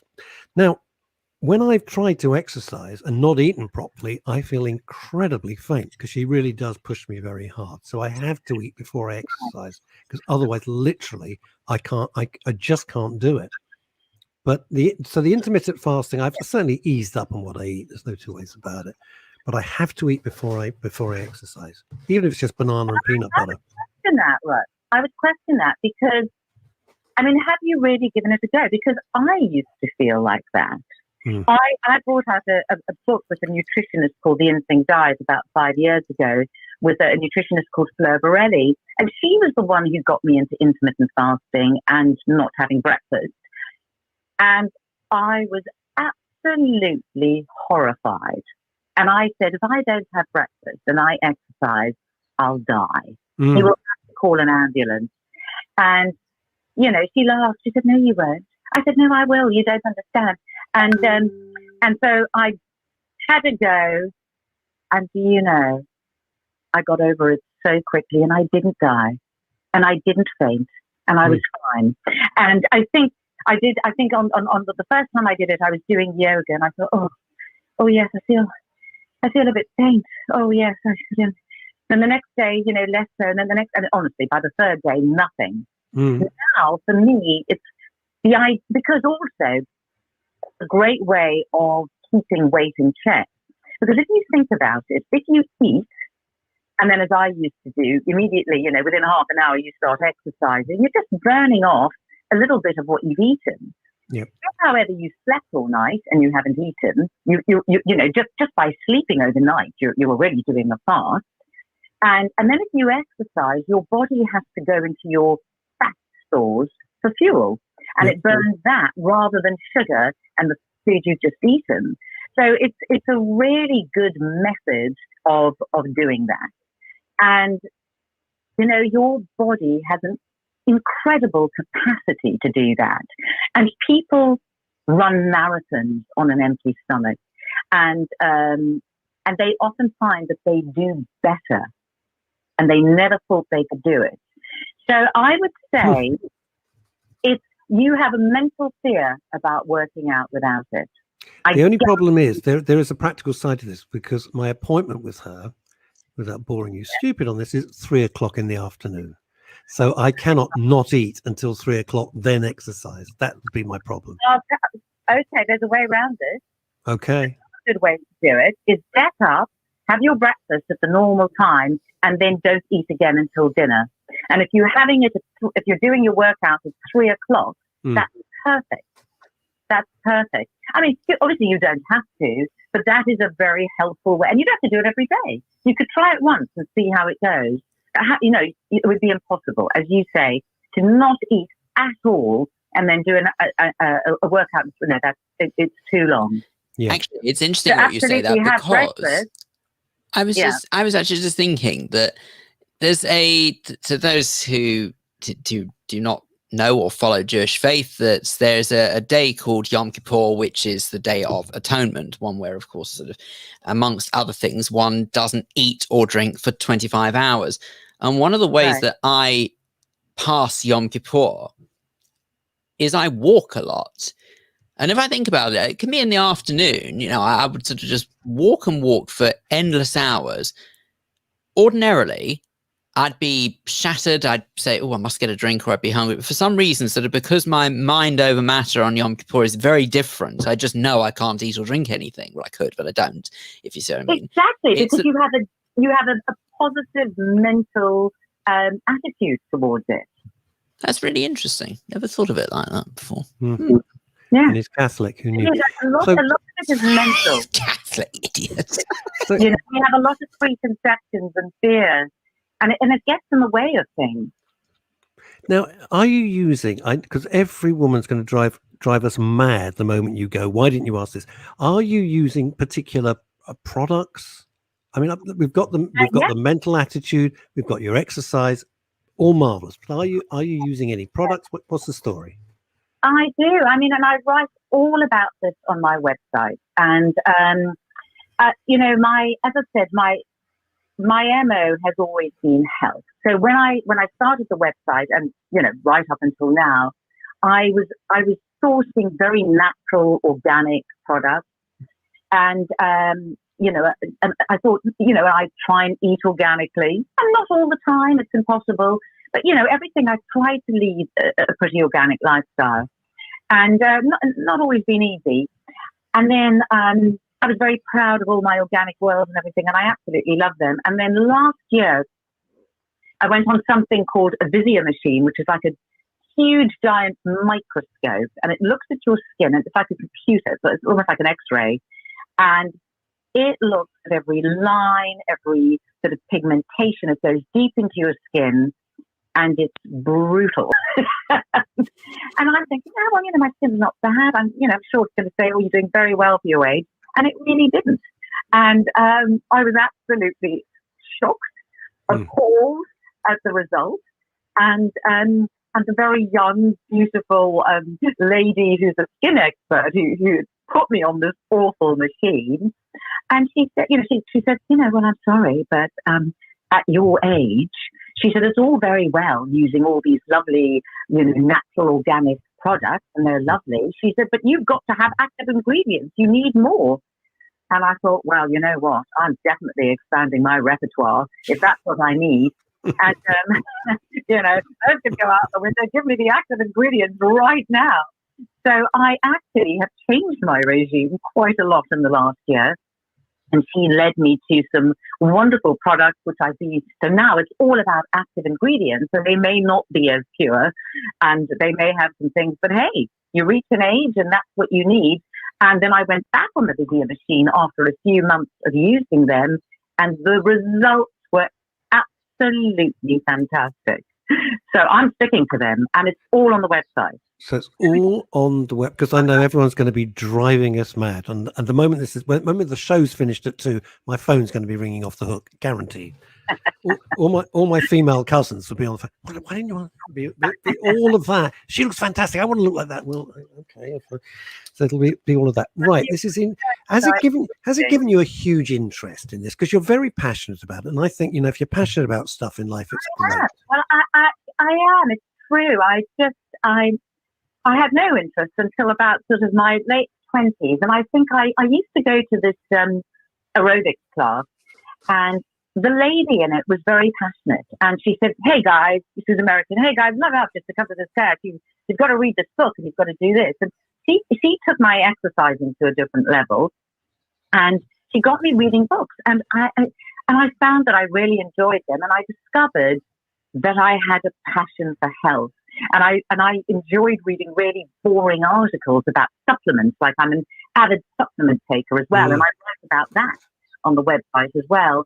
And all these things add up, and I feel that as I'm getting older, I want to stay healthy, because who wants to be ill? Nobody. I feel ill. Nobody. I don't want to suffer in any way, shape, or form. And I have to say that I'm as passionate as ever was. I think I'm ambitious, I'm motivated, I'm engaged, and I live in the moment as much as I can. And as far as my interest in the world is, I'm very much now. I'm not living in the past. And I'm just putting it out there. Speaking of the past as well, by the way, do you think that I'm just speaking as a fellow, by the way, do you think that the South African blood helps as well? Because, I'm just putting it out there that half my family are from there. So just wondered. Oh, are they? Yes. Well, I don't know. Do you mean genetically? Well, I just tell him no, Glynis, for God's sake. Just say no. I think there's a lot of it comes from attitude, because actually sort of there is something I noticed about sort of the, how can I put it? I think the South African attitude, and I'm not trying to be stereotypical, but this is just my finding, so correct me if I'm wrong here, is that everything is just what will be, almost, as it were. It's kind of like a Hakuna Matata almost. It's a very sort of chilled attitude that just, you work with life, you don't work against life, as it were. I suppose. Obviously, all South Africans are different, but obviously, of course, I did grow up a very outdoor kind of life, with lots of wonderful fruits and vegetables and foods. And I think South Africans are very straightforward in a way, and we say what we mean and we just say it. And I think so. There is a difference, I think, to the English mentality, and we sort of go for it. When you go to something, you just go for it, and which is probably part of my personality as well. I do tend to get very passionate about things, but it's when you are passionate about something, it's so much easier to do it. And this is a genuine interest of mine, and I love doing the website, and I'm loving doing the videos, and it's just so lovely when you get feedback, and I get a lot of feedback from people. And since I went on Instagram and with the YouTube, I've had such lovely feedback, and people try things out, and then they let me know how it's gone for them, and I really love that. I love that interaction, and it's so sweet that people come to me and say, well, I tried that breathing exercise, or I'm not going to use that anymore because you said that, so I'm going to try that, and I've changed my diet, and I've never exercised, but now I'm exercising. And it feels incredibly positive, and it's very warming to me when people engage with me like that. Talking of engaging, Sue Cressman, who runs an enormous place called Nailcoat Hall, fabulous. We can't wait to go there. And she just said, I'm on the website. This is yours, Glynis. It looks wonderful. And when I get out of these meetings, I'm on it. Kiss, kiss. And Glassy Amanda, who's in the therapeutic community, says, lovely to see Glynis. I worked with her for the day and the cast of Stalking the Bogeyman a few years ago. She looks fab. Oh, wow. There you go. Amazing. Oh, yeah. Oh, And wow. What a production that was. Might I suggest, if you don't, for any other reason, to visit Glynis's website, which, by the way, is on the screen now, by the way, at ageless@glynisbarber.com, if you are listening. Ageless@glynisbarber.com. I beg your pardon, Ageless by Glynis Barber. I'm so sorry, Ageless by I know, Glynis it's such a Barber. long name. I should have really come up with a better one. So, no, not at all. It would just help if I read properly. I tell you what it was. I was totally and utterly distracted by the fact that for this reason alone, I think you should visit the website, because there is a video entitled under stress management section called Why Has Lockdown Turned Me Into a Chocolate Guzzling Insomniac? And I think for that reason alone, that you should visit the website, because I'm very looking forward to finding out the answers to that later, because my goodness me, I can relate to that. Yes. Well, Now- that's what it turned me into. Now, am I allowed to ask, because it would be rude not to, how is Michael? Because I'm a huge fan.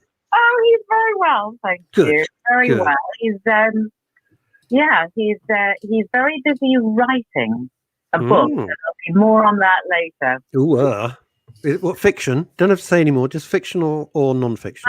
I don't say anything because I don't think he has, so I better not. Okay. So he's very occupied with that at the moment. It is very time-consuming, he said, now that I'm a year behind with the second novel. But anyway, that's lockdown for you. nothing I can do. Thank you. So if you had to give like one tip for everybody, and I know I'm putting you on the spot, but what the heck? If you had to give kind of one overall tip, what would it be, Glynis, do you think? Well, I've always said this with Ageless. So anybody who's followed my site for a while, this won't come as any surprise. But I always say that exercise is the best anti-aging pill there is. Because no matter if you eat really healthily, if you use the best creams in the world and you're sedentary and you don't move, that is not going to work out well for you. You have to keep moving. Exercise is amazing. It's great mentally, stress. I mean, I think that's also why I like it. It's extremely de-stressing. It's just so good for you on every level. And I just remind people that, besides the website, there's also now the YouTube channel, which is also called Ageless by Glynis Barber. And I know that you deal with mental health issues as well. And my very last video, which was last Friday, is a really effective breathing technique for anxiety, which is for absolutely everybody, all ages, all genders. And it's a really good one. It's specifically for anxiety. It really calms down your nervous system, lowers your blood pressure. If you're just a little bit stressed, it's going to calm you. If you're having serious anxiety, just keep doing it through the day. If you're having trouble sleeping, it honestly works like a sleeping pill. It's incredible. And so I hope you'll subscribe to the YouTube channel. I think you've made even more friends than you already had. Everyone's gone absolutely potty for you, not surprisingly. And we can find the breathing exercises on your YouTube channel. Is that correct? Have I got it right?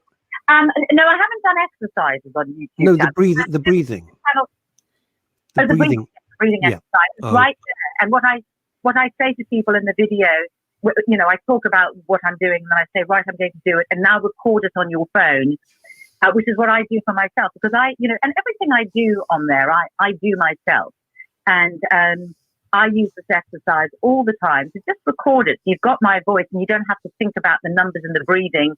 You can just lose yourself, get into it, and honestly, and I've had such a huge response to this, I can't tell you. a really positive response. You know, people trying it out, and they saying they've tried so many breathing exercises. But this is a really, really good one. Fabulous. I wonder if I just want to say this, Glynis. If anybody was a wonderful brand ambassador, it's you, because I'm inundated from every PR company that's got a name on the door with, you know, this one's got this book out, this one's got that, and you know, most of them haven't written it themselves, haven't done it themselves. It's a quick cash cow. Somebody else has done it and they've shoved their name on it, and you are walking and talking and doing it. And with respect, we can all see the results, if I'm allowed to say that without getting arrested these days. Well, thank you. And I am a little one-woman show here, because I know a lot of people who have sites and channels. They've got a whole team working there. It's just me. I literally, I have a little bit of IT help because, you know, as you probably saw at the beginning of the show, my skills are limited when it comes to technical stuff. Oh, don't worry, Glynis. That's why I'm here. It's fine. That's all good. I do everything, mate. I'm a little one-man show here. So we've got people saying, just before you go, we've got people saying that they're subscribing straight away to your channel, which they've just done. But I've got to read this out, and then I must let you go. And this is from a chap called Martin Allen. He says, just remembered, I had a poster of Jane as a kid. Oh, my goodness. I left home at 20 to Chigwell. Skip ahead 30 years later, and I see my poster in my dad's office, and she hasn't changed one bit. There you go. I think you can't end on a higher note than that from one of our viewers. Glynis, thank you so much for finding the time. Good luck with everything you're doing. It sounds fab. Take care. It's a pleasure. Right. Thank you so much. Bye-bye. Bye. There we go. Fantastic. Absolutely fantastic. Glassy Minder says, incredible role model. Hang on. Can I just say something? I've just spoken to Glynis Barber. Yeah, I know, it's good enough. I know. Well, it took me quite some time, because Glynis was a little bit apprehensive about coming on Men's Radio. So it took me a little time of quite a few emails and backwards and forwards. But anyway, I'm glad she came. Delightful. And what a charming woman. I've never met her. Absolutely charming. Although we did have a mutual friend, because my late pal, Francis Maguire, I think, directed some of her Dempsey and Mate pieces. If he didn't write them, he certainly directed some of them. And as Glassy Amanda says, incredible role model. I'm so going on YouTube to learn about it all. Paul Andrews, thank you, Glynis, for the chat and for your work previously. Paul Claridge has subscribed to Glynis's YouTube channel. And your mum, do you know what's going on in your own house? No, not really. She's quite annoyed. She just said, just have blood tests, and was so looking forward to seeing Glynis. Now I'm out. She means, in other words, now she's finished. I've probably missed the best bits. Well, I hope that's what your mother means. She's not saying anything else. Your sense of timing hips is impeccable. Well done. It's classic, isn't it? Ed says, Phil, I bet that beats Holler. It's true. A tough choice. An evening with Phil's Holler or an evening with Glynis Barber. I didn't think about it. I don't want to be rushed into a decision here. I didn't think either were actually. Hang on a second. I didn't think either were necessarily on the cards here. They're not on the cards. Only in my head. Oh, okay. In my head, everything's on the cards. Fine. Everything. Paul Andrews does quite rightly identify that this show will be readily available to watch back, by the way. If ever you've missed any, we never say this very often about Men's Radio, but if ever you've missed anything, by the way, that you do want to listen back to again, you hearing me? All of our previous episodes are available. They're on our Facebook page and on our YouTube channel as well. All you need to do, actually, I think I'm lying slightly with YouTube. They're certainly all on Facebook, but most of them are on. Oh, the dog's getting happy again. There you go. That's better. There we go. Right. Sorry. No, I was going to say that they are all on Facebook. What you need to do is if you go to facebook.com/Men's Radio STN, and you'll see there's a section there called videos. Underneath videos, you'll see that there are a whole list of all the shows that have appeared on Men's Radio over certainly the last couple of years. And you can find them all there, even from the days when we were still in our studio. That's how long the archive goes.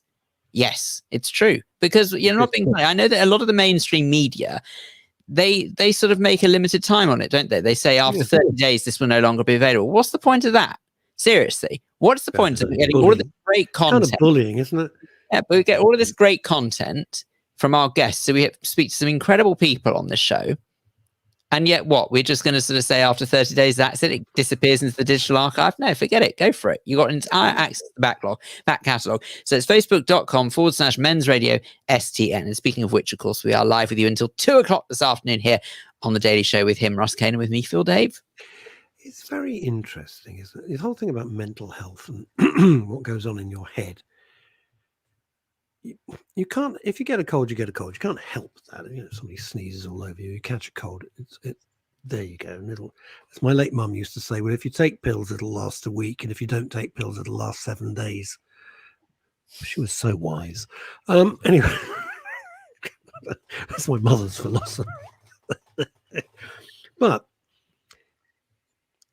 looking at the past and stuff, so yesterday, because it's TBT on Facebook, Throwback Thursday, I put a picture of me from the 70s when I was living in the States. The car I'd just bought, and there I am with the flares and the suit looking like something out of Serpico. Great fun. And I had fun days, but I think living in the past is terrible. You just can't do that. You just can't do that. But it's a balance. When I go shopping, they're always playing music. Are we all right, Phil? Huh? Okay, good. Are we okay? Well, I was just saying, there's a lot of modern music today's. God, I sound like my father, but I just think it's crap. I don't enjoy it, but it's fine. It's not aimed at me. So once you accept, I've had to block some people on Facebook because all they do is moan and moan. Stop bloody moaning about stuff that you can't change. You've got a choice. You don't like a particular show, don't watch it. If you don't like particular music, don't tune in. No point in you listening to Radio 1. It's not aimed at you. I doubt, thanks to the BBC, if Radio 2's even aimed at you, apart from Bob Master, which is quite fun. All right? Lisa Noon, can I just say, stuff and nonsense, honestly. She says, stuff your nonsense up your holler. She says, I've subscribed. She's talking about to Glynis's YouTube. I've subscribed. I need all the help I can get. How come it's Glynis? It's Miss Barber to you. Miss Barber to you. Thank you. I think we'll just have a little bit of respect for Glynis Barber, if you don't mind me saying. Could have been worse. I could have said Glinny. Glyn. Just G. G girl. Yeah, G girl. GB. It is very interesting. What I was trying to say is this. You can pick and choose. You don't have to be completely prescriptive about how it is. So if you want to listen to Van Halen from the 70s and 80s, if you want to listen to David Lee Roth, if you want to listen to Rush or whatever, fine. I don't have to listen to Cardi B or some bollocks. If you don't want to listen to it, don't. Choose the music you like. That's okay. That's not living in the past. That's doing something that you enjoy.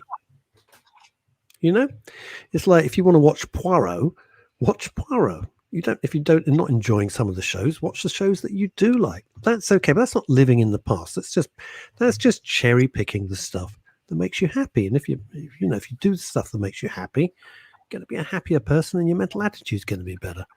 You're too kind, Phil, says Lisa Noon. You should add a knee, and then you could be Lisa No One. That would be brilliant. Can you imagine? That would be the coolest name.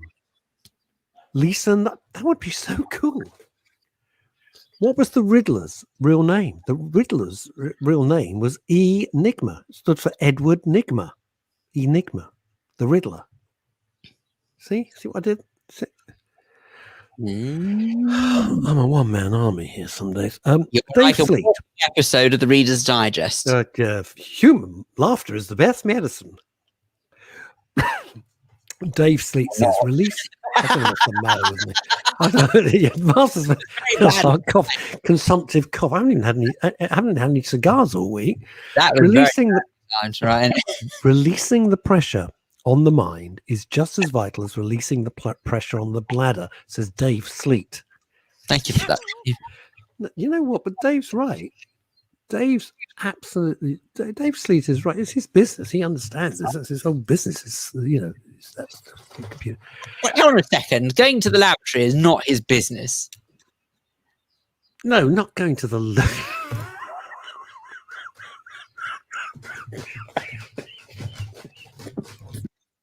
goodness, he's off again, coughing. Unbelievable. Right. Martin Allen says, if you can only control 20%, why get worried about the 80% you can't? I try to stay in my 20%, or stay in my 20%, I think I say, and close the door on the rest of the Martin. I completely agree. I've said time and time again, I don't understand. This is very rich coming from me, because last week I've demonstrated that I am unfortunately capable of doing the other. But I think it's human nature. I think we all are. If we are going to get so worked up about things, and I hate the word things, but situations that are beyond our control, it's not good. What's the point? Why get worked up about something you absolutely cannot change? But what about stuff that you think you can change? Then just be prepared to fail when you realize you can't change it. That's all I'd say. When What you about say if you've taken to such an extreme of fury that you take direct action because you think that's appropriate? Because you think it could make a change? It's a huge question. I know. This is what I'm wrestling with. It's what I'm wrestling with, Phil. I just hope for their sakes, the people in particular who do behave like that, that they realize before long that actually some things are beyond our control, and that's not a problem. It doesn't matter. You know, you can't be in control of everything, because actually you could argue that there's a reverse problem here. If you are in control of, quote, absolutely everything, well, then there's too much pressure on you anyway. I would have thought. What about, but when you see injustice, and we've touched on two injustices, the Martin Bashir BBC cover-up, huge injustice. The driving down from Bradford in a convoy and inciting people to rape and murder, huge injustice. When you see these things, I don't know about you, but I get in such a fury. It did affect me very badly the last week. And you saw it very affect badly as well. I think at the start of the week I was in a bit of a state, to be honest. But even so, does it make you feel any better for it? And the answer is no. If anything, it makes you feel worse. Oh, does it make me feel better? Of course it doesn't make me feel better, but I can't stand by and do nothing. Because that inactivity really plays havoc with me. Okay, but then let's put it another way then. Do you think, even if you sort of say that you can't stand by, do you believe, and it's not to put you down, it's exactly the same way that it's anything I've done. Go on. I think you actually have made a difference to the situation. Because probably not. What's made a difference is, thankfully, world leaders who, okay, they may have their own agenda, but have stepped in and have managed to ease tension. Now, don't get me wrong. It's misinformation is a disease. It's appalling. It's absolutely rife. It's everywhere. But countering it is almost a pointless cause, because we know we live in an age where people are going to believe what they want to believe. And it's all of these bits and pieces that I just think, unfortunately, whether we like it or not, there's nothing we can do to change it. I'm not saying it's right, but what can we do? Then we just give up. Then you allow, let's take the two examples we're dealing with now. Then you allow Bashir and his paymasters and all the people who did the cover up there, and they knew bloody well what had gone on, without a doubt. You allow them to get away with it. There's no action required. There's no, there's no punishment. There's nothing. But anything you do won't necessarily change that. And that's not necessarily. A policewoman who's meant to be there protecting us joins protesters, starts chanting like a bloody idiot. That's okay? No, I did not say that's okay. I completely agree with you. It's appalling behavior, but you don't really think that off the back of anything that you or I do on, say, either social media, which gets us really worked up, gets us quite angry, makes us feel unhappy, and makes us feel uncomfortable in ourselves.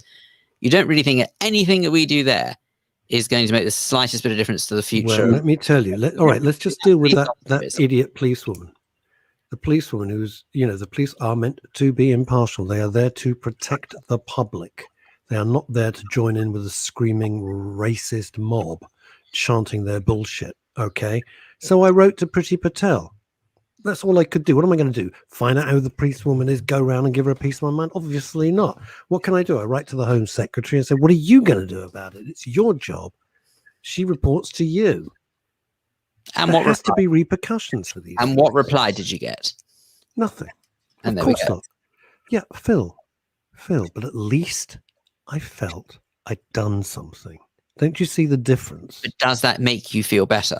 Well, of course it does. At least I thought I didn't sit there like a freaking lemon and going, oh, this is terrible, wringing my hands.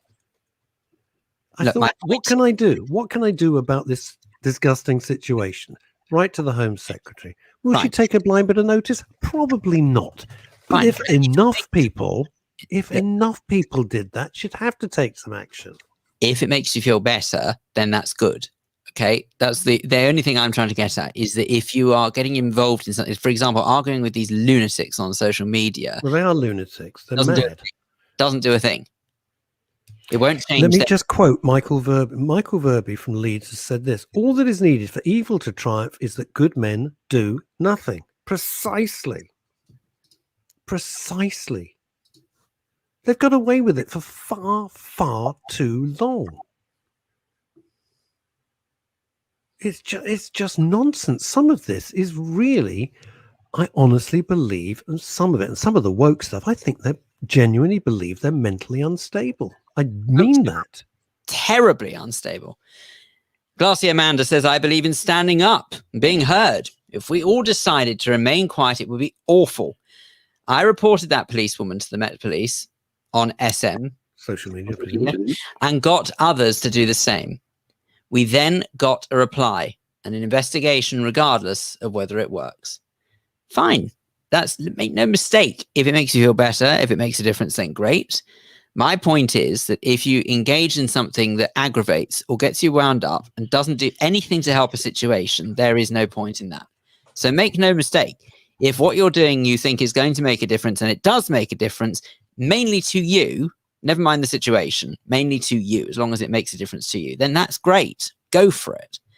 But I just think that sort of unfortunately getting worked up about situations is all too easy now, which is kind of what gets us in this mess in the first blithering place, is because people who potentially have a different view. See, I don't agree with you at all. This is one instance where we're going to completely disagree, which is fine. But I do disagree. I do disagree because if we all sit there going, this is terrible, what are we going to do? Something. Do something about it. You know, just point out to some of these woke people, you're an idiot. You're not well. Get some help. Stop it. You're talking rubbish. You know, why talking to people who believe the earth is flat? You're as mad as a March hare. Of course it's not. Why are you being given airtime? Why do they give airtime on ITV to some stupid idiot who says we should ask permission of a baby before we change its nappy? You're an idiot. Shut up. Why are you even on television?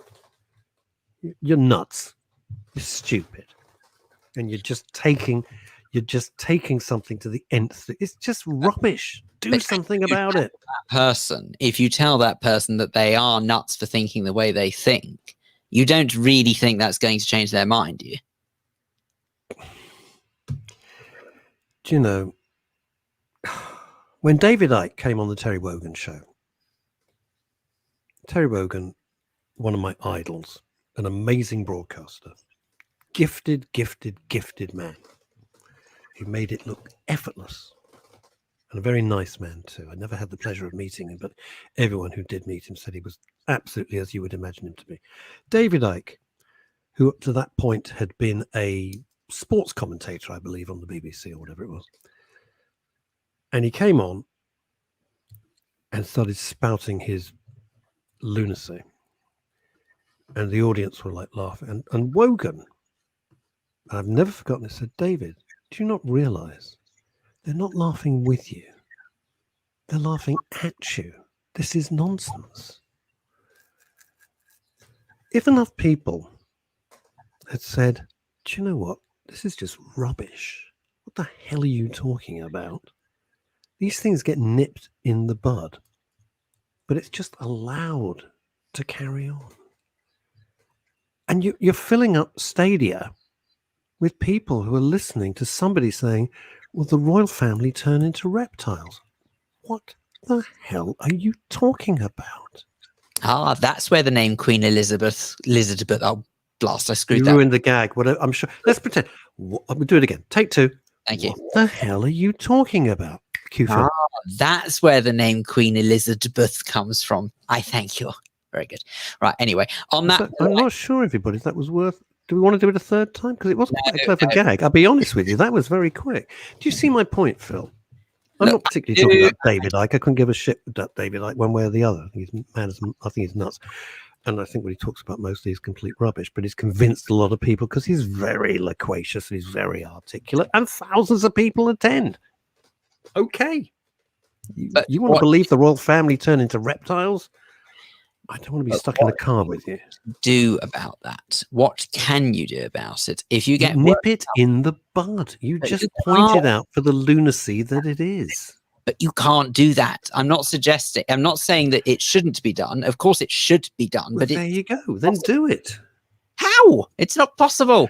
I'm not saying that don't do it. I'm just saying it's not possible. And by getting worked up about it is pointless.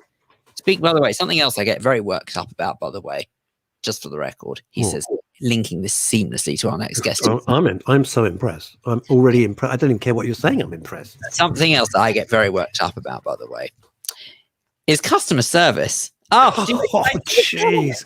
Do you see service? It's amazing.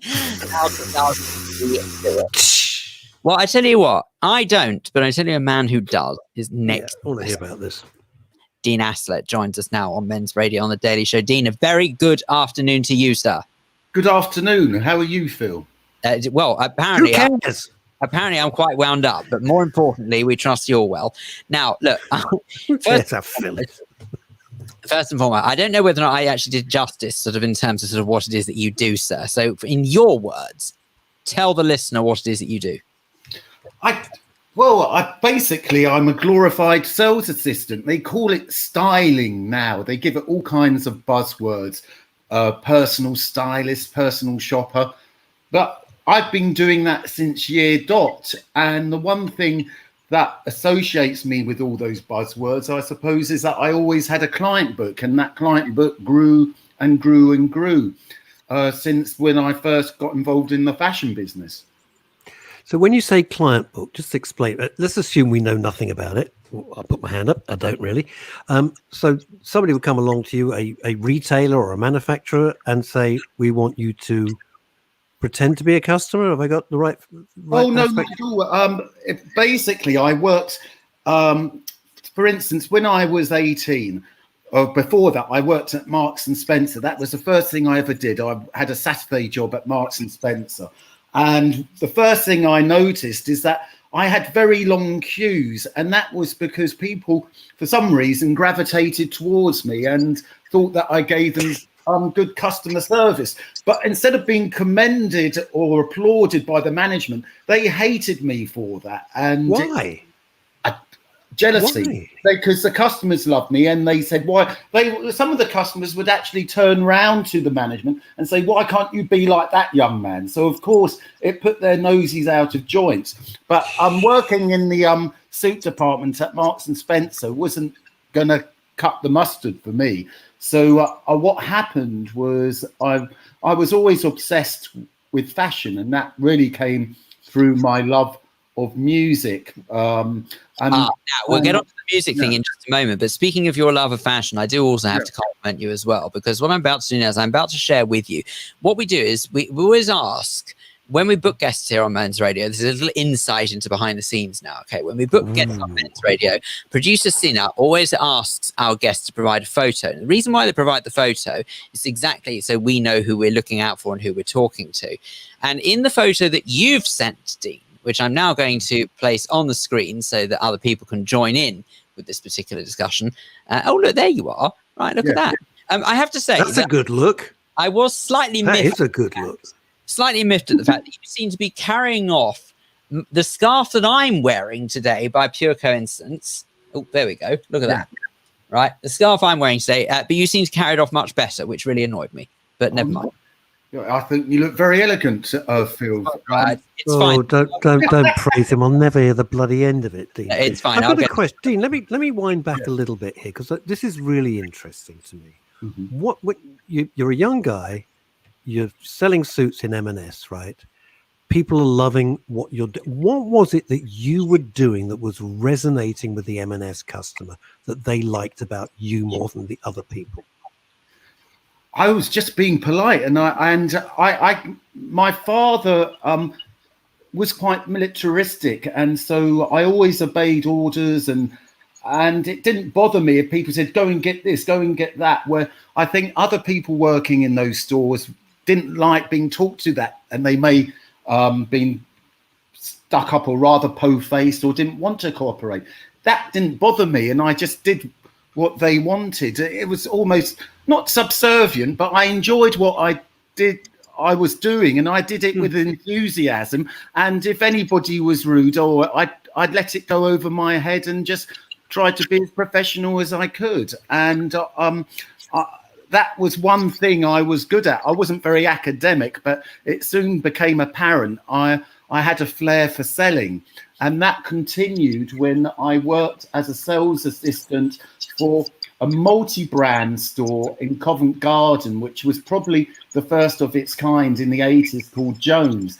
And the product they had there was high fashion, but eclectic high fashion, from John Galliano, Jean-Paul Gaultier, Comme des Garçons.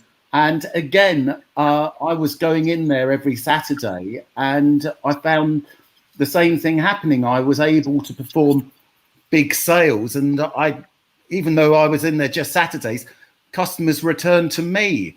So it just continued from there. See, I get that, Dean. I get that. If somebody's giving you that extra, that level of service, or at least show that they give a good goddamn, you're more inclined to go back and say, that fella really, he sold me this, I don't know, sweater, and it really suits me, and let's see what else.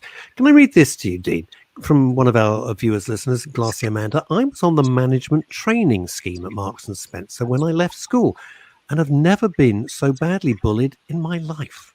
Wow. Doesn't surprise me. Yes, obviously we're very aware that no one from Marks and Spencer is here to answer any of this. So there's Glassy Amanda's point, there's Dean's point. They were there. We were. I get that, and Phil's quite right to say this. Dean, let me ask you this. In my days as a corporate scriptwriter, I wrote hundreds and hundreds of management training films, hundreds of them, for big groups, for John Lewis, for Dixon's, for Vauxhall Cars, British Airways. It went on and on and on. In America, where I spent a lot of time, when you go into a store, they seem to want to engage with you. They seem vested and they seem interested. And in Britain, it's just an attitude of couldn't care less, really. Why is that? Because it comes from, I think it comes from the actual style of management. And what we're talking about here it's a kind of ingrained snobbery as well, where the managers feel it's below them to be on the shop floor with the salespeople. And so, yes, they're up in the office, and what they're doing is just accounting for the results of the hardworking sales force. I was never brought into. I was always from an old school environment, whereby I worked for instance, Jones was a private family-owned business, so they needed to see money in the till for that business to survive. The same, even working for Gianni Versace. Even though, yes, it became a big event, it was a family-run business, and they were very commercially minded, and they led from the front. Their managers were on the shop floor.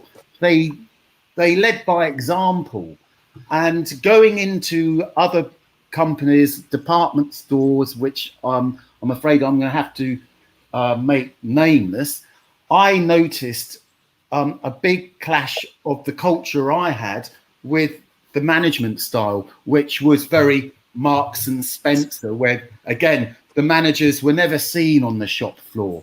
The salespeople, though, were the actual ones bringing in the business. When I went to this nameless department store in the mid-2000s, it was a store that was, I can only describe it as the Grace Brothers of the fashion business at the time.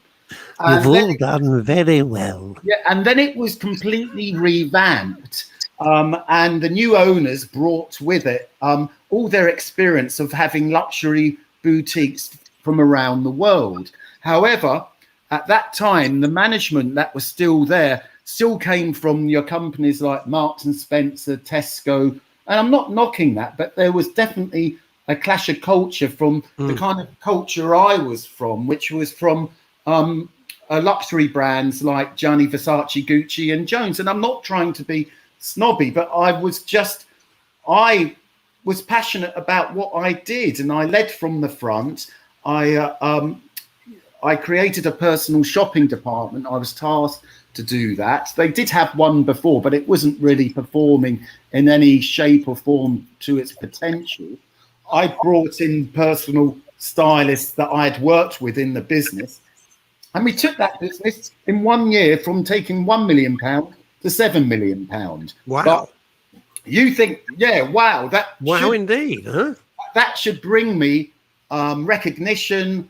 It should bring me some kind of credence, and my achievement should have been celebrated. I can tell you, Russ, I can tell you, Phil, I was castigated. I was hated. I was vilified by the management. They just did not want to see me succeed. Well, Dean, if you would like a place where we would love it if you succeeded, is Men's Radio would love a similar turnaround in fortune. I'm just saying. You see, Dean, I understand that management can be bean counters. I get that, because eventually the bottom line is the bottom line, and they're there to make a profit. But anybody where it becomes completely counterintuitive is if they get Dean Aslett turns up. He turns their business from 1 million to 7 million in 12 months. It's obviously a huge success. It's working. What are they moaning about? What was their problem? Seriously. Well, they have to remember, although £7 million seems a lot of money, I was a small cog in a big machine. The department store, it took hundreds of millions a year. And the personal shopping operation, which took considerable money as well, it wasn't the be all or end all. But what it did do, it did give the actual brand, the department store brand, it gave them a cachet. It gave them a profile, because the clients that I was bringing in were the kind of people who had shopped with me previously at big luxury retail firms. So they trusted you, Dean. They trusted your style, your taste, your suggestions. Is that you had a personal connection with your clients? Is that That's it? right, yes. And I had a success record where I'd dressed them in the past and they were happy with what I did, whether it was for a premiere, a wedding, or a photo shoot, what have you. And those people, as you can imagine, they walked the corridors of power. They were in Hollywood. They were music pop stars. They were actors, actresses. So yes, I dealt with a lot of people in the public eye. There's a wonderful saying here that's come from Dave Sleet, who I know has gone up to Fife in Scotland today. And he says this, and I think this sums it up. Serving without servitude is evident from Dean. What a great phrase. Serving without servitude. Listen, that's a very good phrase. I'll have to try and incorporate it into my CV. Because it's not demeaning to give service, is it? It's not. No, but it's like what you're getting back to earlier to say, in that in this country, people look down their nose at salespeople, whereas in Europe or in America, it's highly regarded, and it's seen as a profession as long as you do it professionally. But in this country, yes, there's so many instances where I've been into a store and you think, oh, the store looks wonderful, but then it's ruined by the approach of the salesperson who can just destroy the experience in 10 seconds flat. One of the other things do to you, by the way, what does that do? Because I was saying earlier on that sort of what it does to me is it puts me in a really bad frame of mind, makes me feel a bit worthless, if I'm honest, really, and very unhappy that sort of despite me choosing to give my hard-earned money over to this particular organization, whoever it may be, wherever it might be, that this is how they think it's okay to treat someone. What does it do to you when you're on the receiving end of bad customer service? Exactly the same. And no matter if I've had over 30 years of experience working in the fashion business, I had an experience last weekend where I took one of my clients shopping, and we went into a store in Regent Street, a fantastic sportswear store. And again, the experience was destroyed almost immediately by the approach of the girl who greeted us. Which was what? Put your mask on. You need to put your mask on now. The ironic thing is, her mask had slipped from her face. So I knew you were going to say that. I was going to bet the farm on that. Yeah, I knew you'd say that. But yes, of course, the restrictions, the COVID thing, I take very seriously. But and yes, my mask had slipped a bit, so it wasn't covering my nose. But then, why would that woman expect me to spend money in that? With my client to spend money in that store, when that was her opening salvo, when we walked through the threshold of the door, when she barked her military orders at us like a. Do you blame bad training? Do you blame just bad attitude by the individuals? Is it a corporate culture, which I used to have to try and come in and sort out in my days as a corporate writer? Where does the fault lie here? Probably a mixture of those two, where it's bad training, but also the attitude of the actual person, because obviously they would have been instructed by the management to remind customers to wear their mask. But there's a way of doing it so that when it's received by the customer, that it's not going to be, put them in a bad mood. And that's all it did to me. Her approach, I just found incredibly rude. So we swiftly turned around and went somewhere else. So did you leave? I'm really interested. Did you not get past that point? Because if someone does that to me, and I'm, as Phil says, I'm about to spend my money, I'm like, sod you. Exactly. I'm out of here. I've got choices, and my first choice is you're not getting any of my dosh. I'll take my trade elsewhere. That's exactly what I did, and so basically they put this girl on the front door, and she's single-handedly bringing down the business by all these people that she's greeting, and they're all turning around and going elsewhere.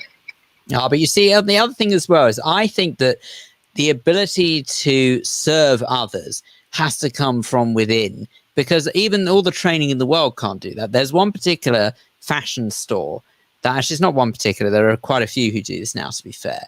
But there are fashion stores out there that actually train their employees to stand on the door and to welcome you as you walk in a bid to try and entice you, to try and make you feel welcome. But of course, the problem is it's an Americanism. It comes from, without doubt, the United States, where they do that quite openly and readily there. They've tried to implement it in the UK stores, and as a result of it, it comes across as false, because it does not happen like that. People don't ask genuinely, how are you? So as soon as you have someone who is trained to say, hi, how are you doing today, instantly makes me feel as if you genuinely don't care. Why are you even asking me this? Absolutely. And I sorry if I didn't make my point clearer earlier. Like I said, it was probably a mixture of the two, where she's received bad training. And of course, secondly, I thought her approach was rude. She could have come across better. And like what you're saying with this Americanism, it's completely fake. It's completely phony, and it doesn't work. The kind of message you're sending out to a client has to come from inside. It's not something that can be told, like, oh, tell your customers to have a nice day. Or, when you go to Nando's, oh, would you like anything else? That every 5 minutes they're coming round asking, would you like something else? And it's obviously they've been trained to say it, but it's just coming across like, we want your money, have something else. So the best response, Dean, when you're in America and somebody says, have a nice day, you can kind of go with it, because it's an Americanism. Over here, it sounds ridiculous. And I always say, thank you, but I have other plans. totally just agree. shuts it down. Americanism, and they should adapt. And if it's American companies in England, I think they have to do a lot more work in adapting their retail model to what they're trying to attempt to do. Well, don't forget, Dean. Well, I used to work in America. Hang on, I used to work in America, and it was fascinating, and they were very smart. It was the third largest company within their field, and I was in advertising, etc. And they'd look at Europe, and the guy would think he could kind of cover Europe in 2 days, and I would sit there as the limey and say, you do understand that each country is A, individual, B, don't speak the same language, C, are culturally totally different. It's not like going from Florida to North Carolina, where you speak the same language and vaguely have the same ideas and ideals. They didn't get it at all. How was that? How was it received when you told him that? Oh, they thought I was full of crap until they went to Europe. And then realised they couldn't. Europe was not like the size of Texas. It was a little bit bigger, and everyone spoke very different languages. And I said to them, "You do understand? Somebody from Italy is not the same as somebody from Poland. They have different views on life." Oh, rubbish. Well, we're going to do our European marketing plan. Okay, well, good luck with that. Good luck. Hope it'll work out. If someone does actually say to you, "How are you doing today?" the response I normally give is, and this it's going to come across as rude because it is, but it's the only response I can think of. Is I look at them straight on and I say, "Do you genuinely care?" Oh, I mean, yeah, because it is completely fake. It's just embarrassing. I mean, do you know what people say? Well, how do you approach customers? But I think my philosophy was anything goes, and it's different for each person. It would just be a completely natural reaction. But that kind of robotic android approach with the same phrase, it's absolutely hopeless. Now, Dean, time is running away with us here. Yeah.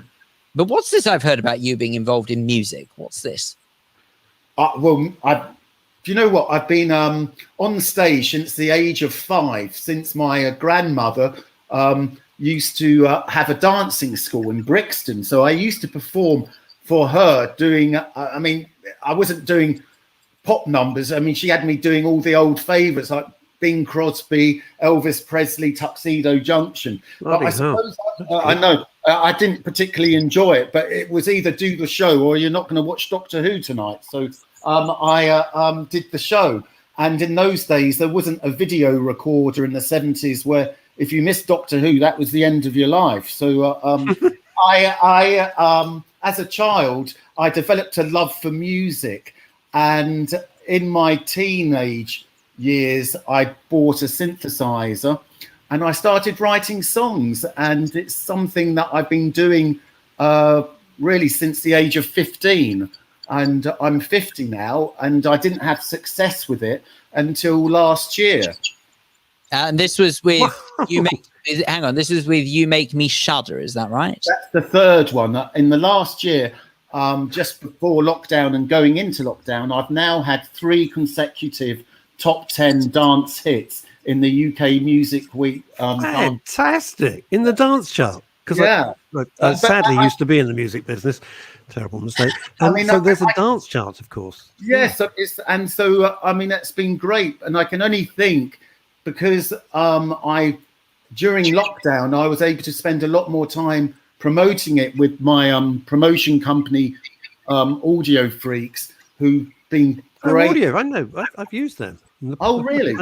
Matt Myers. I know Audio Freaks. Yeah, and they've been great. I mean, I had so many false starts and false dawns before with other companies I was with who promised to do it, and it never happened. Well, the music business, I've never known such bullshit in my life. Never in my life. Audio Freaks, I think we used them. Am I going mad? Is that, forgive me if I'm wrong, I've tried to block it all out, frankly, like a horrible tragedy. Is that Matt? That's right, Matt Myers. Of course, Matt. Yes, I know. Matt. Yeah. With your song Quiet, with your song, sorry, You Make Me Shudder. Yes. We'll have a little listen, I think, to this. We don't often play music on this show. Hardly ever. But we like you, Dean. We like you. You're a jolly good. I like you both too. We've never done anything to encourage it, but let's have a listen and see. Have a listen to this, shall we?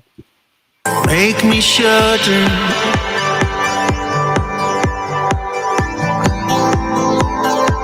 You're like no other kind of girl I've ever known.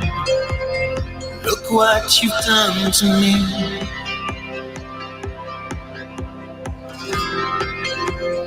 Look what you've done to me. Brought me to my knees in your heart. Were you dreaming of the past? Do you dream a beautiful day?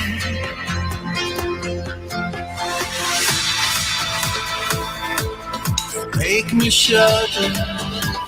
How fabulous is that? Good Oh, grace. I love it. That's That. terrific. Love it. So, Dean, do you, I'm Who's sorry, I'm going to have a the- slight sidetrack here. Do you do remixes of all these? Yes, we've got a Do you use number Matt of Waterhouse? We've got lots of remixes for that track that have been very favourably received by the international DJ community, from Paul Oakenfold right the way through to Richie Hawkins, to Judge Jules, who were very enthusiastic about it. It was a #1 King of Spins voted by the DJs in Ibiza last year. And like I say, it reached #7 in the UK dance chart. So onwards and upwards. I'm glad you like it. I'm glad it's a radio show, because I'm blushing now. So No, but we can see you. It's really good. It can still be seen, don't worry. It might be radio, but give a call to I shouldn't do this, but I like him. Give a call to Matt Waterhouse for your remixes. He's brilliant. Oh, really? Oh, And he's brilliant. If I drop Matt you a Waterhouse. line afterwards, can you give me his? I'll put you in contact? touch with. That'd be great. well, look at that. It was almost worth coming on the show today. It's why do you think, Dean, that we get? It's very interesting. Phil said something, and I didn't pull him up on it. He says he goes to a store, he gets bad service, and in Phil's words, which I was very surprised to hear, makes him feel worthless. I come out and feel just really angry that I've wasted my time. Why do you think we let these things eat us up? I think it's a mixture of. I mean, I feel a mixture of both emotions. But why do they eat us up? Because we want to spend our hard-earned money on recreation, leisure, and a shopping experience. When you're handing over your money, should be a pleasurable experience. It shouldn't be something that leaves you with a negative feeling. And I think that happens in so many situations, especially in this country. It's do you ever you see, I can't be bothered because I think we live in very peculiar times, and I suspect Phil's probably better at it than I am. Do you ever go back? You come out the street, you're seething. Do you ever go back into that particular store and say, look, XYZ, this is what you're doing wrong? Or do you just walk away? Oh, I don't ever go back. I just tell them on the spot. I would never walk away and go back. I'd never actually say it to them there and then. I mean, for example, I tell you what, actually, Dean, this is one thing you just suddenly reminded me that drives me in absolutely crackers. Whenever I'm in a shop, and I'm so sure there are going to be people who are going to jump on the bandwagon with this one and say, this is outrageous. How racist can you get? Well, I'm sorry, I'm not being racist. I'm just saying how it is. If there are a couple of people behind the counter who happen to speak another language from the one that I happen to speak, which I'm afraid I can only speak English. I'm not proud of that. I wished I was multilingual, but I'm not. But if you've got someone who's behind the counter conversing with someone in another dialect that I don't understand, for all I know, they're talking and laughing about me, and not even paying attention to the fact that I'm handing over money to them, that they carry on talking and ignoring. And frankly, even if it was done in English, I'd find it irritating. But whatever the dialect, totally ignoring the customer because they want to have a natter with their buddy behind the counter drives me mad. And in fact, actually, on several occasions, I have said, no, it's all right, I'll wait till you're finished. I think you're completely right. And that is, and unfortunately, that's quite endemic, not just of mainstream retail, but unfortunately in luxury retail. You only have to go up and down Bond Street now, and and it's not racist. It's a fact. There's no English people working in those stores. I worked for an Italian company 10 years ago. There was 100 employees in that company in the London office. How many people do you think were English? Look, I don't know. To be honest with you, if I'm honest, I don't really care, based on the fact that to me it's customer service that counts. I don't really care where they come from. For me, the point I was trying to make is that I don't care very much for if someone is, I don't really like it if they converse in English, to tell you the truth, but whatever, especially if it's in a dialect that I can't understand, because then for all I know, they're talking about me and making me feel very uncomfortable, almost as if I'm getting in the way.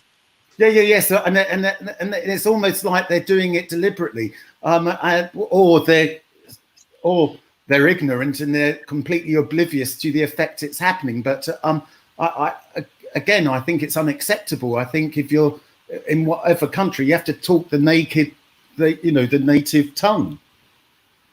Well, it certainly feels like the right thing to do. Yeah. Anyway, I think it's a matter of manners. Don't even get me started. We could do a 3-hour show just about man. But Dean, just to ask a very stupid question. Hang on. Okay, that was you singing on that song. That was you, presumably. Was that you? It was excellent. Oh, very good, sir. I really enjoyed it. Okay, have you ever had that when you go up to a counter and someone's actually on the phone serving you? They're just speaking on the telephone and they're serving you.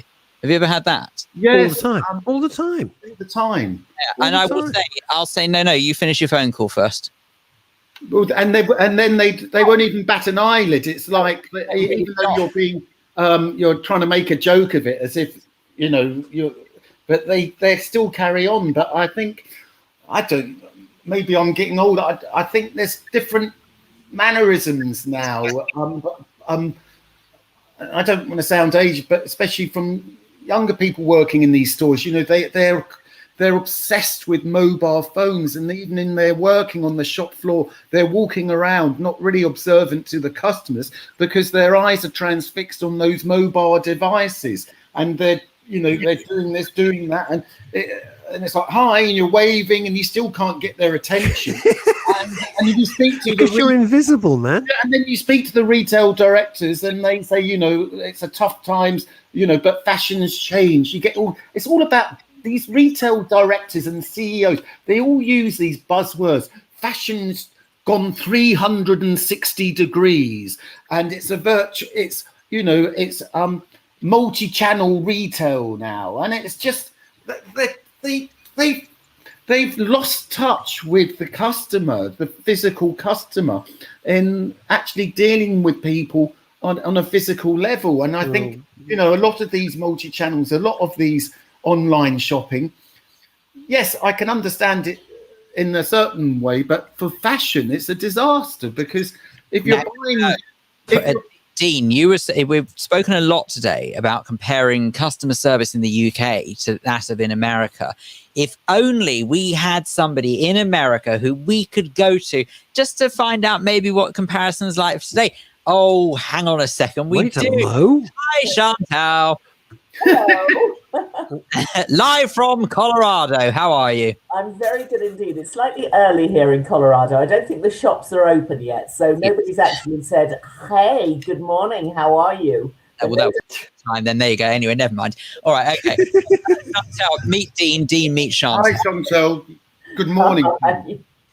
Now, okay, so in that case, well, Chantal, what we were talking about just now, just in case you missed any of the conversation, is that Dean prides himself, amongst being a rather talented musician, as also being someone who's an expert in customer service. I'm blushing again. Well, what can I say? Go brighter shade of tomato. But anyway, look, I was saying that if there's one thing that really winds me up is when poor customer service leaves me feeling worthless and angry, and just sort of as if the decision to take my hard-earned money to a particular shop is just so taken for granted. It's as if, oh, well, who cares? So what? You're here. Big deal. And I was saying that sort of in America, you know how obviously a lot of the time you walk into a shop or a store there, as they call them, and you get, hey, good day, good morning, how are you? That kind of thing. Sorry, it was a dreadful American accent. I do apologize to anyone living across the pond. But then over here, when it's replicated because they're told to do that, it comes across as false, and it absolutely means nothing. Yeah. Very true. Although what I would say, Phil, is I think things have changed in customer service in America too. And it's not quite as effusive as it used to be. You don't get this sort of barrage of noise from people in the store as you walk in any longer. You do in the smaller stores, but in the bigger stores, you're pretty much ignored. Wow. Yeah. Whoa. I like this. I'm going to read this to both Chantal and Dean. Hang on. Paul Claridge, last night, this is Paul Claridge, whose life is just an unending panoply of disasters. Last night, I was frantically trying to get the attention of a service provider, but he was transfixed by his mobile phone. I eventually screamed at him, "Will you please open the doors and let me off this bus?" Oh, my goodness. Wow. I've done that. It pulls up, you're standing by the bus, waiting for the bus. Nothing. Nothing at all. The guy, what's he doing? For Christ, he's got one job to do. Drive the bus and open the doors. It's not too tricky. All right, there we are. Dean, if anyone wants any more information about you or your music, where do they go, sir? The best thing to do is reach me at my website, quietstormmusic.com. Excellent. Quietstormmusic.com. Dean Aslett, thank you very much. It's been a pleasure. It's been fun. It's been great to talk to you. Chantal, have a wonderful time with these two gentlemen. I have a wonderful weekend. Bye, Take Dean. care, Dean. Bye-bye. Bye. Bye now. There we go. Look at that. So there we are. I dread to ask Chantal Ricard's OBE. What time is it? It's like, oh my God, o'clock or something. What is it? I think it's about 6:30 in the morning. Oh my gosh. Thank you so much for doing this. How does anybody look like that at 6? I look like Wreck of the Hesperus 6:30 in the morning. How do you I had to get up a little early for you, Russ. You and Glynis Barber, eh? You and Glynis Barber. I heard you talking about Glynis Barber earlier on. She's a cracking actress and a cracking human being. What a lovely... I've never met her before. My late friend Francis worked with her on Dempsey and Makepeace and other stuff, and with Michael. And what a lovely person. Yeah, she was. I worked for a PR agency in the 80s, and she and Michael were our clients. I didn't know her well, but she was always absolutely charming whenever I came in contact. Isn't it interesting, before we get on to why you're here, but isn't it fascinating? And some people just don't get it, that reputation is everything. Yeah. People don't forget. And eventually, if you're vile to people, eventually it will, somewhere along the line, you're going to meet Chantal Rickards, who in those days is working in a PR company, and suddenly she's the CEO of BAFTA Los Angeles. You're going to really regret if you pissed her off. That's life, isn't it? You say that, but then again, the three of us are here, Chantal in the middle of the early morning, and you and I sort of talking to, let's be honest, sort of a couple of enthusiasts and hamster probably on Facebook. You know, reputation isn't necessarily everything. All the same, I would put it to you like this, that with Chantal's presence, the show has suddenly got a bit brighter because it's time, wherever you are in the world, for this.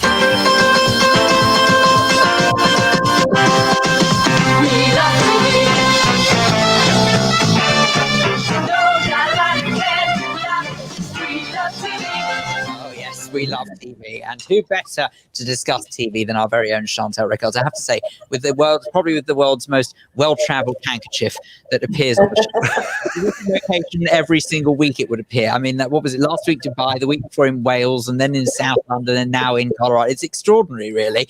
I mean, I hope that handkerchief's got a passport, frankly. And thank you for the wonderful picture of your car park. Brightened up my day. Yes. Oh boy! Of all the car park pictures I've been sent recently, that was the winner. And can I just say, it meant a lot. I thank you. Right, I got it. I just got that. you see, he's got it. He's with us. I'm there. Okay. Well, before we get into it, do you remember you were worried? You were in Dubai, which is obviously at sea level. You're now a mile up in Denver, Colorado. How was it for your health? I'm really genuinely interested. No, well, it's the air is definitely thinner, and I've been a little bit headachy, but everybody tells you as soon as you get here that you have to drink twice the amount that you would normally drink because you dehydrate so quickly. So I think a couple of people in the office who arrived with me from Dubai have not felt particularly well, but actually I've generally been okay, other than a little bit headachy. But when I'm pounding the streets and I'm trying to get somewhere quickly, you can feel on your chest that the air is definitely Oh, thick. really? Yeah. Now, How long do they say it would take to acclimatise? That fascinates me. How to acclimatise? How long? 2 or 3 days, I think. I mean, people get used to it. They do. Clearly people live here. They've got used to it. Sure. So, genuinely, I'm not being flippant, but your colleagues from Dubai, do they actually have a need for a jumper? Because I'm not being funny. You don't need a jumper in that part of the world. So I'm just wondering whether or not they brought one with and if they even know what one does. I know. Well, it is interesting because the weather here is incredibly extreme. So it can go from, 8 degrees overnight up to 30 degrees during the day. It's absolutely bonkers. So you have to be prepared for all weathers. But I'm heading off into the Rocky Mountains later on this evening. And it's going to be really cold there. So it's going to be about, I think, down to about 7 or 8. Because the picture you did, apart from the fabulous asphalt car park, with the best bit was in the distance you can see the snow-capped Rocky Mountains, which has always been my dream to visit. It's just one of the things I want to do. So that looks blooming cold. It's still got snow. It's clearly not going to be too, balmy up there. Indeed, the skiing season here goes basically about as far as June and then starts again in September. So there are still people skiing. There will be people skiing this weekend up in the Rockies. Yeah. Wow. Up to June? Yeah. Yeah. They had last week, they had 30 centimeters of snow here. Wow. And is there a difference? I'm so sorry, but that's our roving reporter. Suddenly we're an international radio station. As our roving reporter with her feet on the ground, what are the people like in the? Because I've always wanted to go to Colorado. Other people, as they're portrayed on TV on the YouTube channels, are they nice, or what's the deal? It's really interesting because they call it a lifestyle city, in that people come here because they want a certain type of lifestyle, which is not very pressured. They want to be part of the outdoors world. They're all very energetic and full of life. They try, where possible, not to come into the office on a Monday or a Friday. A lot of them live outside Denver and only come in to town for 2 or 3 working days. And that's to make the most of this wonderful part of the world. I've only seen it from afar, but clearly the Rockies are beautiful and people are obsessed with being part of nature. Are you going? I know. Don't reveal anything. Because even I don't. Even we chat. I don't even know what you're doing there. But are you going up there for recreation or for this project? No, recreation. No, it's the 2 days of downtime, and we're just going to go up, see the mountains, sit around some fire pits, drink a couple of pale ales, and enjoy the scenery. Yeah, you lost me at the American Pale Ale. Just cut out the middleman. Drink water. It's easier. Are you going to do? I'm so sorry. I know you're here to discuss TV, but it is my obsession. Are you going to do the Jeep trail? I don't think we're doing a Jeep trail, but we are going to to somewhere called Canyonlands in Moab, which is the desert. I know it. Yes, I know exactly where that is. And it's got those great big jutting rocks that come out of the. I mean, every sort of every Western American film, you see that scenery of desert with enormous jutting rocks coming out. Yeah. And then on Sunday night, we've got a big treat. We're going to somewhere called Red Rocks, which is exactly how it sounds. And we're going to sit outside and watch the Colorado Symphony Orchestra play John Williams music as the sun goes down. Oh, very jealous. Can I just say? God, what? Promise. Then we get to the TV choices. Number one, it's nice to be back in America. Well, do you know, interestingly, Phil, I was a little bit nervous about coming back because I left here 18 months ago. I came back very briefly for a fundraiser about 3 weeks before lockdown, and I clearly hadn't been since. But it was actually like seeing an old friend again. I walked into Whole Foods. I know there's a Whole Foods store in London, but I walked into the Whole Foods around the corner from here. And I knew what the layout of the store was going to be, and I knew where the cauliflower salad was going to be. So you knew how to avoid it. Apricots were going to be, because the layout is exactly the same. So it was like greeting an old friend. Colin Vane's the film producer. Colin Vane's my mate, the film producer, my cigar chum for a Saturday morning. Calls Whole Foods. He says when he lived in America for many years, he called it whole paycheck. Oh, it is undoubtedly the most expensive place to eat. The food is great, but blimey. And then just really quickly, sort of what's it like with COVID over there? How are restrictions and things like that? So when I flew via Washington Airport in Washington, D.C., and everybody's wearing masks indoors. And the same here in Colorado. Everybody is still wearing masks indoors. Outdoors, people are not wearing masks. But those rules are changing. So this week, some of the states have been lifting their rules around masks, and people are beginning to come back to work in offices again. So a lot of people have now been vaccinated. They had a slow start here in the US, but they've caught up pretty quickly. Now, Chantal, we've kept you for 15 minutes already and not mentioned. It's really interesting stuff. You don't get the chance to ask. So, without further ado, do tell us what's first on your selection for this week. Okay, well, I threw in something which is a bit of a googly, because I think the two of you are going to sort of launch out of your seats and go, oh no, we're not watching that. But actually, because Men's Radio Station is a radio station where men's mental well-being is at the heart of it, I did actually fall asleep to the new Oprah Winfrey series, which is on Apple TV, which is called The Me You Don't See. See you. Bye. But if you're not a Prince Harry fan, and I know a lot of people find the Prince Harry story difficult, it's full of lots of different people, different stories, and how they've coped with depression or some form of mental unwellness, alcoholism, sports people, women and men. It's a 4-part series. Oprah's actually very good in it because she's not pushy, she's not prurient, but actually she measures it very well when she talks to people. So there are lots of very good stories, even if you're unconvinced by the Prince Harry story, which I hadn't really caught up with in the last couple of days, and was quite astonished at his level of his candid approach to talking about his illness himself. So anyway, it's there. I put it out there. It's well made. If it's an interest, then watch it. You might get something out of it over and above getting absolutely furious about the Prince Harry story. Interesting. Right. Did you see? Can I ask you a question? You're a professional now. Yeah. And at the top of your tree, and you have been for many years. So I'm going to return to something that we dealt with a little bit earlier. And I'm presuming you've seen it, but I'm not. If you haven't, tell me. The huge, absolute ripping into the BBC by Prince William in what must be one of the strongest statements I've ever heard a royal make. Yeah. Do you think there should be that?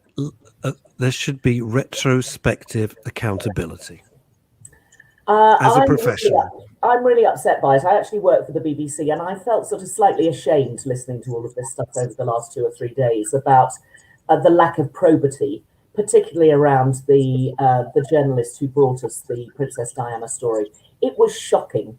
They absolutely should be hauled over the coals for it. They know they made a mistake. Clearly, it was 25 years ago, which is the excuse that Tim Davie is using. But it's appalling. It should never, ever have been allowed to happen. And I saw most particularly Earl Spencer saying that he draws a direct line between Diana doing that documentary and having been effectively sucked in to do it, yes, to her death 2 years later. And that's tragic. That's absolutely tragic. One can't prove these things, but even thinking that being part of a television program takes you down a road that ends up in your death is appalling. So I think the BBC are definitely to blame. I think Martin Bashir, to me, that's criminal. Yes. I think that somebody should do something about it that is over and above just an apology from the BBC. Apology means nothing. There has to be repercussions for these actions. Anyway, there we are. Sorry. Okay. Next on your list. Thank you. I just wanted a professional opinion. I wanted a professional opinion on that because we can all rant and rave, but you're there and you have gravitas in this thing. Yeah. No, shocking, shabby doos, as they would say. It's really appalling behaviour, and one can only hope that it never ever happens again, and the BBC sort themselves out in their journalistic department. So next. Yeah. So next, I wanted to find something really silly, very blokey and very silly, and I am absolutely sort of transfixed with Liam Neeson, who seems to have had the most extraordinary career that has ended up in a place whereby he does utterly predictable, sort of chase 'em, shoot 'em up, getaway revenge movies that cost about £3 to make. He glides through them, and somehow you get sucked into them. So if you want a completely stupid, wasteful 90 minutes on the telly, on the sofa on Saturday afternoon, with a packet of rich tea and a cup of tea, then you should watch the latest Liam Neeson movie, which has just come out on Amazon Prime. It's called Honest Thief. Ridiculous title. And of course, he has been a thief. He decides to give the money back because he's met a wonderful girl who's going to change his life, bearing in mind he is 69. He's jolly lucky to get a girl anyway. And so the thing goes on. And of course, well, we live in hope, Chantal. We live in He's a looking 69, but it's slightly stretching one's credibility when he picks up this really hot 50-year-old girl. Anyway, it is really silly. It is totally wasteful in terms of one's time. But sometimes you can be utterly indulgent. It's predictable in that you know you're going to enjoy it. You know what's going to happen in the end, but it's a nice way to spend Saturday. And Amanda asked what channel's the Oprah thing on? Is it Apple TV or is it Netflix? Sorry. No, it is the Oprah one is on Apple. Yeah, Apple and the Honest Thief is on Amazon Prime. And can I just say thank you to you, because, you know, for months you've been banging on about BritBox, and I thought, sod it. So I got BritBox, loving it. Blooming loving it. There's lots of really good stuff, isn't there? Yes, it's an absolute treasure trove. Yeah. Now, the only thing I find with BritBox, and I've tried it twice. I know you're not supposed to try it twice, but I have. Technically, it wasn't me trying it twice. Someone in the family tried it once, and I tried it once. Anyway, I digress. The only thing I find with BritBox is you have to really look for stuff. That's the only thing I would say. I think with Netflix, it's quite intuitive. It learns your watching habits, and it makes quite good suggestions. They've got what we call in the tech world algorithms right on that front. But with BritBox, I feel like you really have to root around to find something. I kind of like it's like going to an old-fashioned library. Now, last week you recommended Money Heist. Paul Andrews, did anyone try Chantal's recommendation last week, Money Heist? I've already seen it. Keen to see what others think. Oh, there we go. That's Money I Heist. don't know. We'll find out. See if anybody else saw it. Okay. Very stylish Spanish thriller, and something that we don't normally see. The Spanish are not particularly known for their television drama, but it's doing amazingly well and has become a cult TV series. Well, that 3-part film series I told you about from Spain, absolutely fantastic. There's something begins with B. I think it's called the Bartas. I've got it slightly wrong. I apologize. The Bartas trilogy. Wonderful. Yes, I can't remember what it's called. Scary as hell. Yeah. What's curious, what came up on Netflix for me this week to remind me to watch was, or just to say, would you be interested in watching? Although I have seen it all before, I just thought I'd watch again. Was The Vicar of Dibley? Ah, a classic. There's something very feel good about The Vicar of Dibley, and it's very hard to comprehend that most of the cast are no longer around anymore. Yeah. They did, I think, at Christmas, a sort of weird Christmas catch-up. Oh, it wasn't good. It didn't quite work. That wasn't good. But, you know, it's an absolute cracker of a series. And if people didn't catch it first time round, it's there. Go back to it. Dawn French is just tremendous. She's perfect in the role. She's absolutely perfect in the role. That's all that can be said about it. Do you ever watch, Chantal, animated series on TV? I've got a feeling it's probably not your thing. My kids tend to watch quite a lot of anime, but I don't. It's not. I don't like anime at all. Animated series. Anime is not for me. I've tried it. It's not for me. There's David Fincher. Yes. Who we've discussed. He's the executive producer. It's called Love, Death, and Robots. And they're individual short films, completely separate, all done by different people. Yeah. And I've started binge watching it. It is jaw-dropping. Okay. the depth of the stories, it's really hardcore. If you think cartoons is the Flintstones, no. It's really hardcore in terms of its violence and sex and everything. The storylines are extraordinary. So think Black Mirror. Yeah. Think set in the future, sort of. Just amazing. And the standard of the work is extraordinary. Okay. No, the last animated film I saw, I absolutely adored. I think, unless I got it totally wrong, it was by Wes Anderson, and it's got dogs in the title, and it's about dogs, and it's absolutely brilliant. It was Oscar nominated, and dogs are running away, and people are trying to catch them. It's absolutely tremendous. I will look it up, or indeed our friend Phil could probably look it up and tell us. Because I can't quite remember it off the top of my head, but it's utterly brilliant. Okay. Anyway. So how are you finding time to watch anything? You're working round the clock. I wanted that, actually. And you can't breathe. You're going up in the mountains to sit around a fire pit. How are you finding time to help us out? Well, when I get back to my hotel room in the evening, I've got a couple of hours in which to catch up with stuff. So I'm pretty much keeping up with it. And actually, one of the things I rewatched this week, because it is so utterly beautiful, is a film that's actually up on the BBC iPlayer at the moment.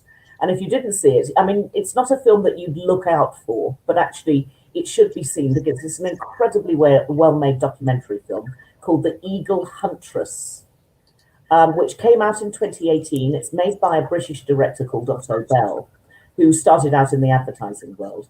But it's about a Kazakh girl who learns how to tame and exhibit, if you like, golden eagles in the Altai Mountains. Wow. It's absolutely extraordinary. You don't quite believe what you're seeing. And this young girl trains to enter this competition. This is all for real. This is a documentary. This is not a movie. And she goes with her family where no other women have gone before, and particularly not a 13-year-old girl, to enter this annual competition to have the best golden eagle and to fly it at this enormous sort of carnival that comes together in the middle of the desert. They're all nomads, these people. So it's just a beautiful story. The scenery is stunning, but the story of the girl is just so heartwarming that it's a film that has to be seen. And you wouldn't look for it, you wouldn't sort of fall across it and think, oh, that sounds great. But actually, I think once it's been recommended to you, you've just got to tuck in for 90 minutes of utter beauty and utter joy. Now, Chantal, I've got a confession to make, and there's not really any other way around it, but I don't want you to think I'm ignoring it at the same time. I have to declare it right here, right now, okay? What was it just now that you asked me to look up? Because I was actually dealing with a slight technical glitch that meant I slightly took my ear off the ball, which is appalling of me, and I apologize. But what am I looking up? Okay, it's an animated film that came out probably in 2019 or possibly the end of 2018. I think it was by Wes Anderson, and it was about dogs. And it was about Oscar nominated. About dogs, Oscar nominated. It was about. Hey, look, Isle of Dogs. Isle of Dogs. How could I forget that? There you go. It's brilliant. Absolutely brilliant. I humbly apologize. Actually, another thing as well that you reminded me of when you were talking about Black Mirror is that Black Mirror Bandersnatch, which is an interactive version. Yeah, very odd. Ooh. Oh, it really freaked me out. It freaked me out big time. I really tried it, but I kept going on repeat. I kept going on a loop. I couldn't actually get to the blooming end of the film. So it was clever. Mad. Oh my God, it's genius. I kept pressing genius. Well, I kept pressing certain sort of like options because just in case you don't know what interactive is, it really is as bizarre as it sounds. You're watching a program and then options will crop up on the screen and you have to use your remote to decide what happens next in the storyline. And as soon as you make your choice, you influence the story, frankly. Yeah. So whatever I have to say. But so, of course, I went to go and choose the option. And I kept getting lost. I kept getting stuck. It kept going back to sort of like about half an hour. I thought, will this movie ever end? How do I just get to the end of this program? So, and in the end, I just sort of thought, right, I'll let it choose itself. But it still kept going on loop. So I don't understand quite what happened. I'm not entirely sure whether or not it's ever designed to get to the end. It was impressive, but a bit odd, if I'm honest. I think I just like the director to do that for me. I don't need to tell the television what to do. I think at Yorkshire Television about 25 years ago, we did a similar thing, which was a soap opera, and we asked the audience to write in with their ideas for how it should end. But I don't think there was a second series, which probably tells you that it wasn't a great success. Yep. Yes, precisely. So we've got suggestions here. The Mauritanian, which you brought to our attention several weeks ago. That's great. It's from Paul Andrews. Yeah, I thought that was stunning. And Paul Claridge has said there is a film this summer called To Be Someone, loosely based on the sequel book to Quadrophenia. Wow. Yeah. Directed by some of the original Quadrophenia cast: Gary Shale, Perry Benson, Toya Wilcox, Itha Mithwi, Leslie Ash, etc. Wow. Okay. Indeed. And I think we've mentioned Quadrophenia in the past because the guy who directed Quadrophenia also created MasterChef, which is a great piece of trivia. I'm sorry. Hang on, just sorry. Ask me again, because I'm always getting those two confused. Say it again. Sorry. Yeah, they're very, very similar. The director of Quadrophenia devised MasterChef, the TV show for the BBC. Wow. Yeah. That's amazing. As you would. As you would, exactly. Yeah. Anyway, so Quentin Tarantino, by the way, devised the repair shop. Fact. Well-known fact. Yeah. I devised the and Sam Peckinpah devised Escape to the Country. So anyway, completely. That is the weirdest fact I have heard in months. And apparently Martin Bashir devised Long Lost Family. Oh, sorry. Even for you, that's too soon. Jesus. Right, I'm going to give you something else lovely to watch that I had never watched before until this week, and it's a really nice series. You may remember a lovely chap called Ben Fogle. Yeah. Was the son of Bruce Fogle, who was a vet, and Julia Foster, the actress. And he, I think it must be now I think it was 2000, so it's a long time ago, came to our screens on the BBC programme Castaway, where they were all sent, a whole load of people were sent to the island of Tarnsay off the west coast of Scotland for a year. And that's how we eventually got to know this bright young man who now clearly is nearly 25 years on from there. But he's had a series on Channel 5, which I've never caught up with, which is called New Lives in the Wild. And it's about people who split the scene and go and live somewhere completely different, often for sort of mental health reasons, that they just want to be in a better place, in a better part of the world, and live a better life. Yeah. And he goes all over the world meeting some of these people. Some of them are slightly cuckoo. Some of them are just plain weird. But a lot of them are very, very genuine, interesting people with interesting lives. So it's back on Channel 5 for series 13, and it's called Ben Fogle, New Lives in the Wild. So but his mum was Julia Foster? Yes, the lovely. No way. Foster. Yeah. And Glassy Amanda's saying, could you just say that again? What's the title of the Ben Fogle thing? It's called Ben Fogle, New Lives in the Wild, and it's on Channel 5. On a bizarre note, there's been one suggestion that's come in that I think that they're rather pinning their hopes on the fact that you might be able to use your power of influence in the world of television, Chantal, where Ramsey has suggested, as you know, he is an ideas factory. Ramsey's quite extraordinary when it comes to television. He has suggested, how about Russ and Phil on the next Celebrity Gogglebox? Slight drawback of that, you need to be a celebrity. What I say? Yeah, precisely. We've fallen at the first fence there, but anyway, come on. On the next Celebrity Gogglebox, along with Ebony and the Chola. Can you fix it, Chantal? I was going to say, I know a man who can fix it. So we'll try and get that to that round. People want to watch less. Mind you, could you idea, frankly. I do love Gogglebox. Russ and I shouting at the television, I think, would be absolutely hilarious. Yeah. Half the time, we'd sort of start off shouting at the television. We'd shout at each other when we realised what the other one was shouting about. But anyway, other than that, great. I really see that going somewhere. Any time for any quick fire? A quick fire. Ian Wright, the footballer, a program called Home Truths on BBC One about his rather ghastly childhood, but actually for people who have ever suffered domestic abuse, it's a documentary that has to be watched, and Wow. it comes across incredibly well. And that's called Ian Wright Home Truths on BBC One. It's meant to be. It's got very good reviews, and people who've seen it just say it's absolutely excellent. Forget that he's a footballer; he does it really, really well with great gravitas, which is to be commended. Thank you so much, Chantal. As ever, try and get some sleep now. You can have a little nap before breakfast. Go and have some breakfast on us. But thank you very much. Bye, Chantal. Thank you so much. Enjoy the mountains. Oh yes, I'm very jealous. Bye bye. Bye. Wow, I'd love to be doing that, going up to the mountains this weekend. Well, you know what we need to do? We need to slowly but surely work our way outwards. You know, we've started off at the Whiskey Club. We've done an OB.